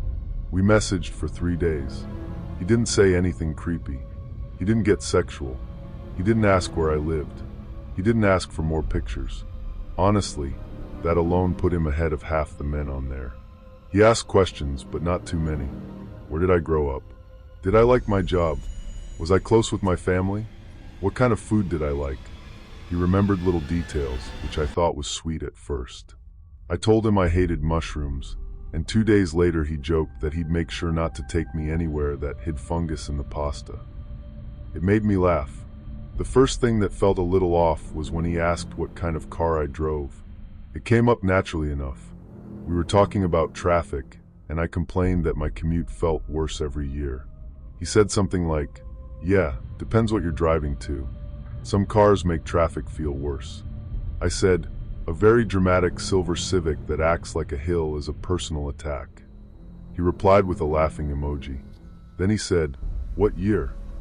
I stared at that for a second, not because it was terrifying, just because it was weirdly specific. I said, "Why, are you judging my engine?" He replied, "No, just a car guy. My dad had one." I told myself it was nothing. That became a pattern with Grant. A small thing would happen, my stomach would tighten, and then I'd explain it away because the explanation was almost normal. He asked what side of town my office was on. I said South Charlotte, vague enough. He asked if I lived alone. I said with my sister. He asked if I usually carried pepper spray because Charlotte's getting weird at night. I said yes, because I didn't think telling a man I had pepper spray was a bad idea. He replied, "Smart girl." I didn't love that, but again, not enough to cancel. We decided to meet on a Friday at a Mexican restaurant in Matthews. Public place, busy area, not too close to my house. I picked it myself. Claire was in the kitchen eating grapes straight from the bag when I came downstairs dressed for the date. She looked me over and said, "Okay, cute. Not trying too hard. Respect. I hate you. No, you love me. Send me his name and picture." I already did. And location. Already did. And text me halfway through. "Yes, Mom." She pointed a grape at me. "I'm serious." "I know." She smiled then, but there was concern under it. Claire was only 24, but she had the instincts of a suspicious grandmother. She didn't trust anyone, especially men from apps. I used to tease her for it. I don't anymore. The restaurant was one of those places with painted wooden chairs, loud music, and metal trays of sizzling fajitas passing every few minutes.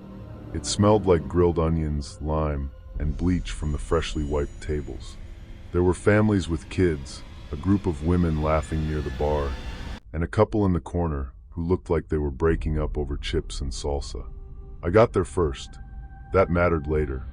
I parked near the back edge of the lot because the front was full.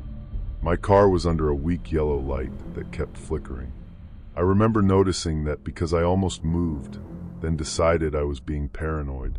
It was a normal shopping center. People were everywhere. Grant walked in about 5 minutes after me. He looked like his photos. Same soft eyes, same brown hair, same neat stubble. He wore a gray sweater and dark jeans. He smiled when he saw me, not too big, not too eager. "Natalie?" "Grant." "Hey, it's good to finally meet you." His voice was calm, maybe too calm. We hugged briefly. His hand touched the middle of my back for half a second longer than I liked. But again, I told myself that was just me being awkward. The date was not terrible. That's what bothers me. If he had been obviously creepy, if he had stared too much or made gross comments or acted angry, I would have left sooner. But he was just slightly off in a way that made me feel rude for noticing. He asked questions, but they felt rehearsed.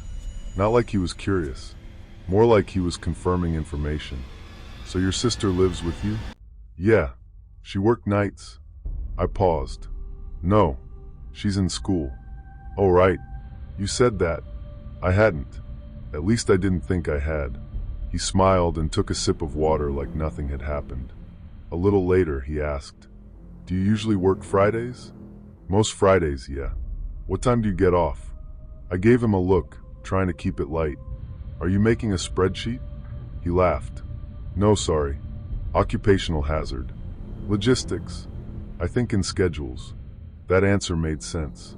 Just enough. The conversation dragged in places.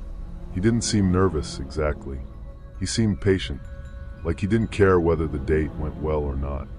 I was used to men trying too hard or not trying at all, but Grant was something else. He was polite, attentive, and somehow absent, like the dinner wasn't the reason he was there. At one point, I went to the bathroom and took my purse with me.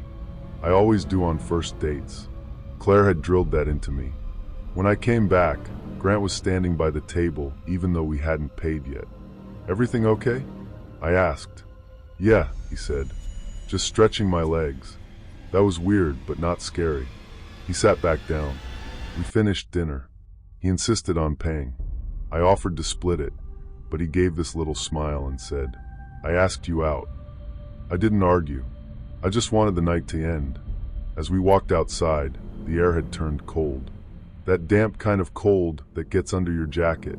The parking lot was shiny from a light rain that must have passed while we were inside. Cars rolled slowly past the storefronts, headlights sliding over the glass windows. Grant walked beside me with his hands in his pockets. "My car's over here," I said, pointing away from him.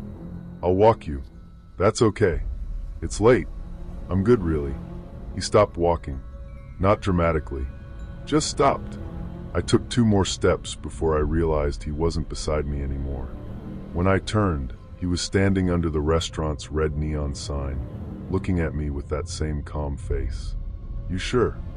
"Yeah," I said. "I'm parked close." I wasn't. He glanced past me toward the back of the lot. For 1 second, his eyes moved exactly to where my car was.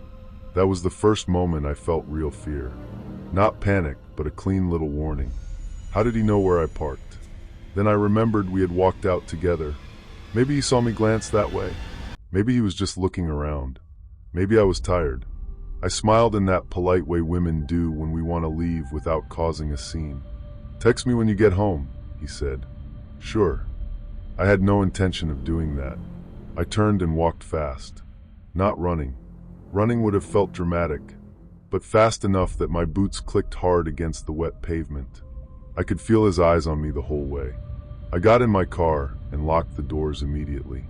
My hands were already a little shaky as I started the engine. I looked in the rearview mirror. Grant was still standing near the entrance, just watching. The street looked ordinary, quiet, even comforting. Restaurant lights, parked cars, a couple walking past with takeout bags. But my gut told me something was off. I'd learned too late that danger often wears a friendly face. I pulled out of the lot and told myself I was being unfair. Bad date, not bad man. Awkward, not dangerous. I called Claire on speaker as soon as I turned onto the main road. She answered with, "Alive?" "Unfortunately." "That bad?" "Not bad. Just weird." "Weird how?" "I don't know." He asked a lot of scheduled questions. Claire was quiet for half a second. "I hate that. You hate everyone." "True. But I especially hate scheduled questions." I laughed, and for a few minutes, talking to her made me feel normal again.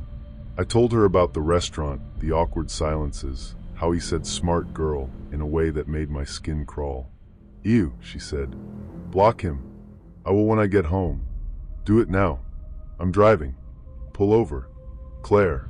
"Fine. But don't text him." "I won't." I was about 10 minutes from the restaurant when my phone buzzed through the car speakers.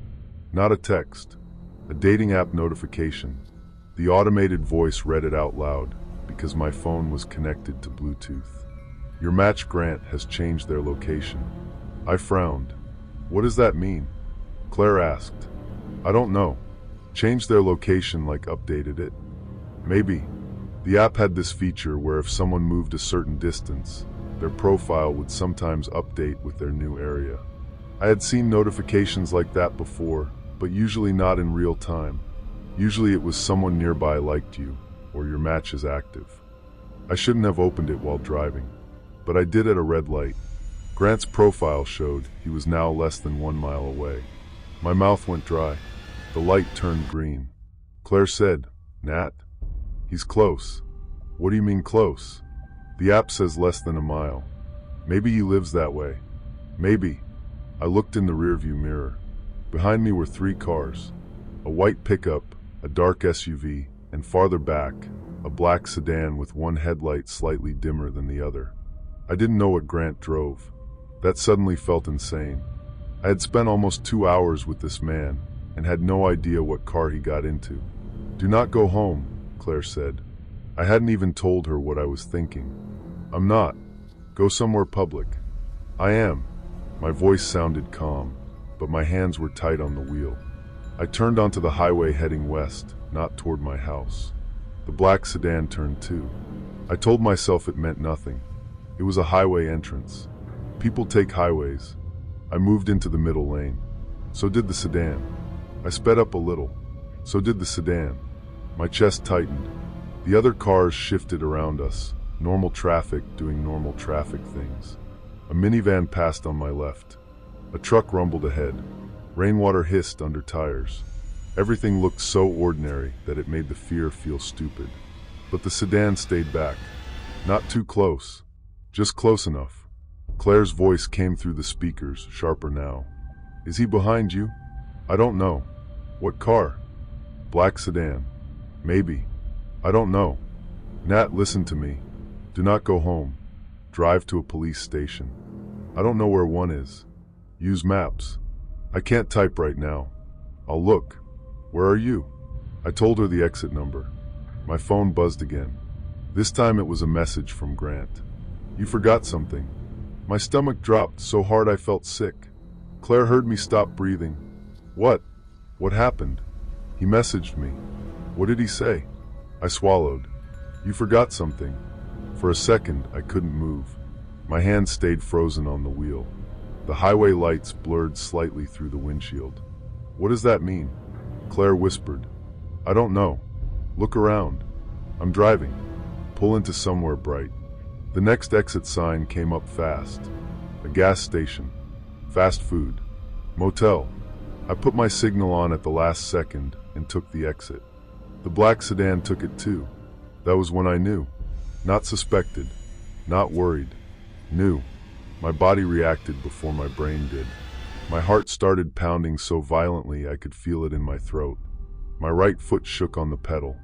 I almost clipped the curb coming off the ramp. The sedan stayed 2 cars behind me. I turned right toward the gas station. So did he. The gas station was bright, one of those big ones with 12 pumps and a convenience store glowing white inside. There were people there. A man pumping gas into a work van. 2 teenagers getting out of a Jeep. A woman standing by the air pump. I pulled into the lot too fast and parked crooked near the front doors. Stay on the phone, I told Claire. I'm calling 911 from my phone, she said.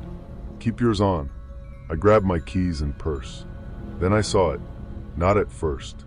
At first, I was reaching for my bag on the passenger seat, and something black caught my eye down beside it, tucked between the seat and the center console. Small, round, about the size of a quarter, maybe a little bigger.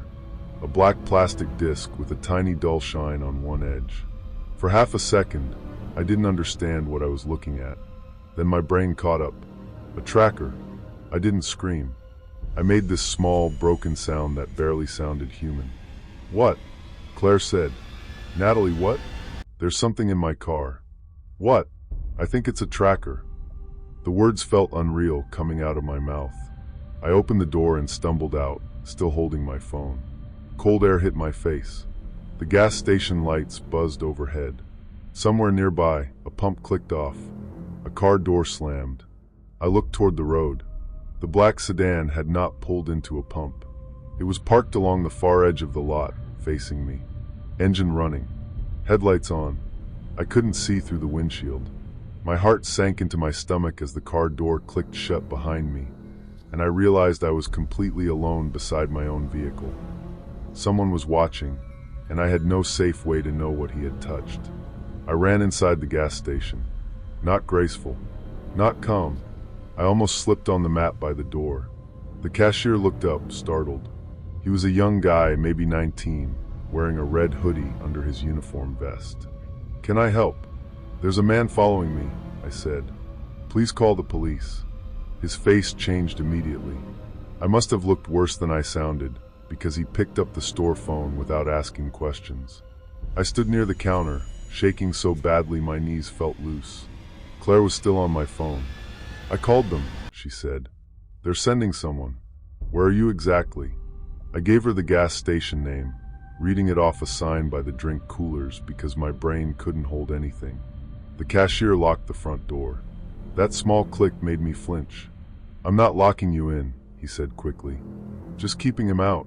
I nodded, but I couldn't speak. Outside, the black sedan stayed where it was. The headlights were aimed straight at the store. The cashier, whose name tag said Marcus, leaned over the counter to look. That him? I think so. What's he driving? That black car. Marcus squinted. Can't see plates from here. I looked down at my phone. Another message from Grant. Don't make a scene. My hands went numb. I showed Marcus. He said, "Oh hell no." Then Grant called through the app. The screen filled with his name. I didn't answer. He called again. Then again. The cashier said, "Don't pick up." I know, but part of me wanted to. Not because I wanted to talk to him, because I wanted to ask why.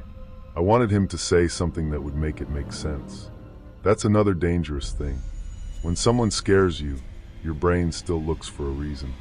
It wants a neat explanation, a misunderstanding, a joke gone wrong, anything that means the world is still normal. But the world was not normal. Not for me. Not that night. A police car pulled in about 6 minutes later. The black sedan left before the officer even parked. It didn't peel out. It didn't speed away. It just rolled slowly toward the side exit and turned onto the road like it belonged there. That scared me more than if he had run, because it was calm, planned. The officer who came inside was a woman named Officer Bell. She asked me what happened, took my phone, looked at the messages, then walked out to inspect my car. I stayed inside with Marcus and Claire on speaker. Claire was crying quietly now, which made me start crying too. Officer Bell came back holding the black disc in a plastic evidence bag. "It is a tracker," she said. My legs almost gave out. She guided me to sit on a stack of bottled water near the front window. Where was it located? Passenger seat. Between the seat and console. "Was anyone in your vehicle tonight?" "No." "Did you leave it unlocked?" "No. I mean, not that I know of." "Did he ever have access to your keys?" "No." "Did he walk you to your car?" "No." I said no. She looked at me carefully. "Did you leave the table at any point?" "The bathroom." "Did you take your purse?" "Yes." "Keys?" I opened my mouth, then closed it.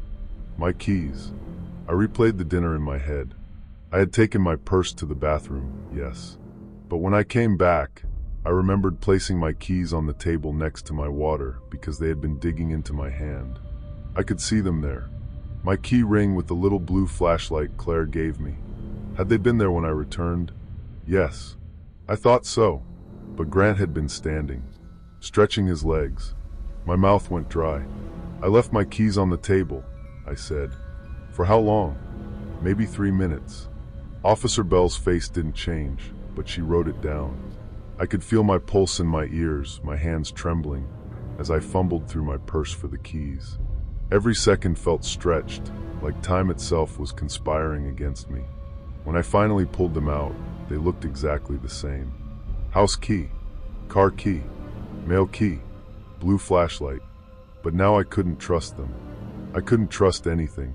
Officer Bell asked if I wanted to file a report. I said yes. She asked if I knew his full name. Grant Miller, according to the app. His profile disappeared while we were talking. Not unmatched. Gone. Like it had never existed. Officer Bell told me that could happen if he deleted the account or got banned, but the timing made the room feel colder. She searched the app messages on my phone and told me to screenshot everything before it vanished. My hands were shaking too much, so Marcus helped me. He was gentle about it, like he was afraid I might break if he moved too fast. The police escorted me home that night. I didn't want to drive my car, but I also didn't want to leave it there. Officer Bell checked the outside quickly with her flashlight. Under the bumper, around the wheel wells, beneath the license plate. She didn't find anything else. I followed her patrol car home with Claire still on speaker until my battery almost died. When I pulled into our townhouse lot, Claire was already outside in pajamas and a hoodie, holding pepper spray in one hand like she was ready to fight a bear. The second I got out, she hugged me so hard I couldn't breathe. That's when I really started crying. Not gas station crying, not panic tears. The kind that comes after, when your body realizes you made it home, but doesn't believe you're safe. We slept in the living room that night with every light on. Claire pushed a chair against the front door and kept a kitchen knife under the couch cushion. I didn't argue. I just sat there wrapped in a blanket, watching the blinds, expecting headlights to sweep across them. Around 3 a.m., I heard footsteps outside. I froze. Claire sat up immediately. We listened. A soft scrape near the front porch. Then nothing. I wanted to laugh at my own paranoia, but the whisper of footsteps from the walkway made me freeze, every nerve screaming that I was not imagining this. Claire called 911. The police came again. They found no one, but there was something tucked into the edge of our porch mat. A receipt from the restaurant. My receipt. The one I had left on the table because Grant paid. On the back, written in neat black pen, were the words, "You should have let me walk you." I don't remember much after that. I remember Officer Bell's face becoming very still. I remember Claire yelling, "How did he find our house?" and the officer not answering right away. I remember standing in the doorway, staring at the receipt in the evidence bag, thinking of the tracker in my car. That tiny black thing. That was how. He hadn't cared whether the date went well. He hadn't cared if I liked him. He hadn't cared if there would be a second dinner. The date was just a way to sit close enough to learn my rhythm, distract me, touch my keys, identify my car, and mark me. That realization changed something in me permanently. There's fear, and then there's the understanding that another person planned around your normal habits, like you were a lock they wanted to pick. The next few days were a blur. The police told us to stay somewhere else if we could. Claire and I went to our aunt's house in Pineville. I called out of work, then went in 2 days later because I was scared not to. That sounds strange, but when your home doesn't feel safe, routine becomes the only solid thing left. At work, everyone knew something had happened because I looked terrible. My manager, Denise, pulled me into her office. "You don't have to tell me details," she said. "But are you safe?" I said, "I don't know." That was the truth.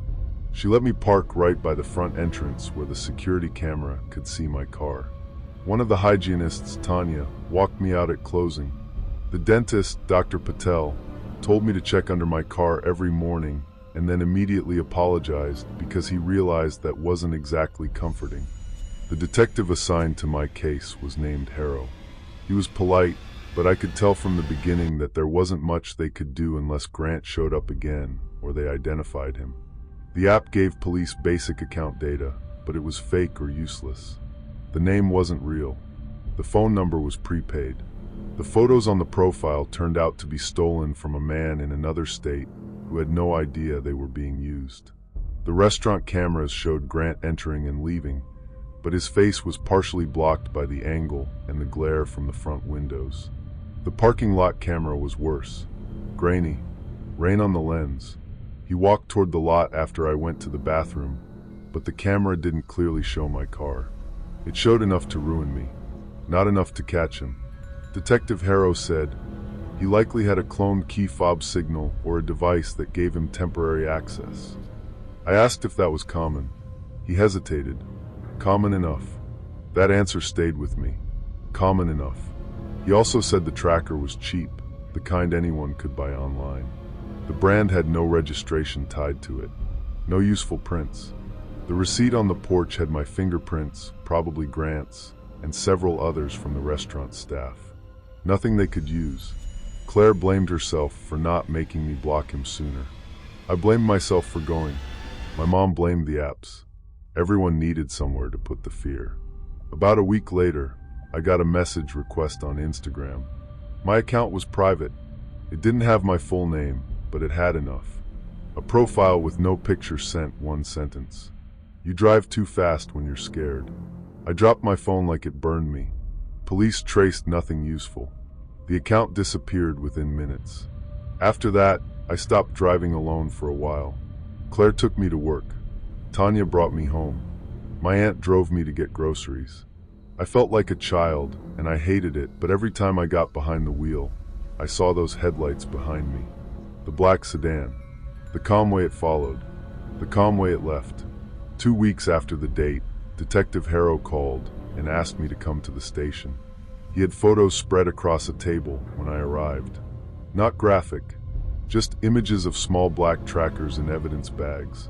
Different shapes, different brands, all similar enough to make my skin crawl. He said 3 other women in the area had reported finding trackers on or inside their cars in the last 18 months.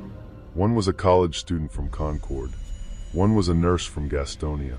One was a single mother in Rock Hill. All of them had gone on first dates through apps. All of them described the men as polite, average-looking, forgettable. Not the same name, not the same photos, but the pattern was there. Awkward first date, odd questions, offer to walk them out, tracker discovered later, or not discovered until someone else found it. One woman didn't notice until her ex-boyfriend, who worked as a mechanic, found it under her rear bumper during an oil change. By then, she had been receiving strange notes for nearly a month. "Do you think it's him?" I asked. Detective Harrow didn't answer right away. "I think it's possible," he said. "That's police language for maybe. Maybe is not comforting." I asked what happened to the other women. He looked at me carefully. "They're alive." That answer told me there was something he wasn't saying, but I didn't ask. I didn't want more images in my head. A month passed. Then two.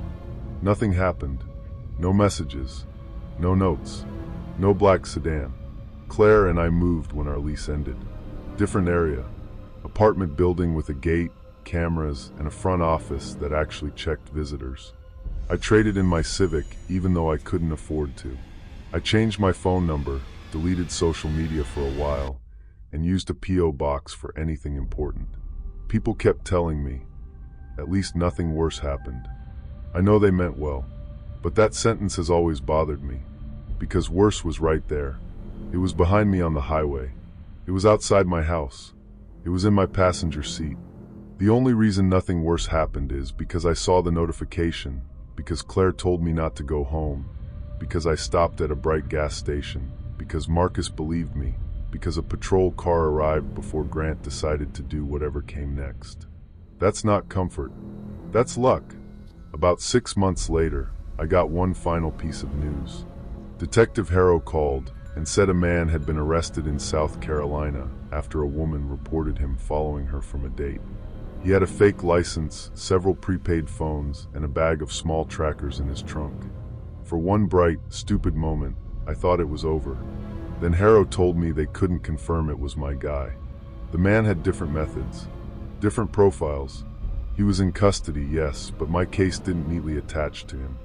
They would compare evidence. They would keep me updated. Nothing came of it. That was the worst part. There was no courtroom moment. No confession. No name that made him real. Grant stayed a ghost made of bad photos, fake accounts, and headlights in my mirror. It's been almost 2 years now. I drive a white SUV. I check it every morning. Under the bumpers, Will Wells, license plate, seats. I know how paranoid that sounds. I do it anyway. I don't park near the back of lots anymore. I don't sit in my car scrolling before going inside. I don't let men walk me to my car unless I truly know them. And even then, some part of me watches their hands. I went on one date last year. One. He was nice. Genuinely nice, I think. But when I went to the restroom and came back, he was standing near the table with my keys still beside my drink, and my vision tunneled so fast I thought I was going to faint. He hadn't touched them. He was just letting a server pass behind him. I left anyway. Maybe that's unfair. Maybe fear makes you unfair. But fear also keeps you alive. The gas station where I stopped is still there. I drove past it once by accident a few months ago. Same bright pumps. Same white lights. Same glass doors. For everyone else, it was just a place to buy coffee and lottery tickets. For me, it was the place where my life split into before and after. Even after escaping, even with the safety of the police lights behind me, a small, cold part of me couldn't stop replaying the face I couldn't see through that windshield. The calm, empty presence of someone who didn't blink, didn't rush, didn't care that I knew. Sometimes I wonder what would have happened if I had let him walk me to my car. Maybe he would have made some awkward joke, hugged me, and left. Maybe he would have slipped the tracker somewhere cleaner, somewhere I wouldn't find for weeks. Maybe he would have done something right there in the dark edge of the parking lot, under that flickering yellow light, while people inside kept eating chips and salsa and laughing over music. I'll never know, and I'm grateful for that, but I still think about his message. "You forgot something," as if he was joking, as if the thing I forgot was my jacket, my wallet, some harmless little item left behind at dinner. But what I really forgot was that safety is not automatic. I forgot that public places only feel safe because we assume everyone is following the same rules. I forgot that someone can sit across from you, smile, ask about your job, pay for your dinner, and be planning what route you'll take home. So if you're listening to this and you date online, I'm not saying never meet anyone. I know people do, and most of the time nothing happens. But don't ignore the small things. The weird question that feels too specific. The way they look toward your car before you tell them where it is. The sudden offer that feels less like kindness and more like access. Tell someone where you are. Keep your keys with you. Don't go straight home if your gut starts talking. And if your phone ever tells you your match changed location while you're driving away from them, don't explain it away. Please, don't go home. Find lights. Find people. Call someone. Because sometimes the date is not the point. Sometimes you're not being chosen. You're being marked.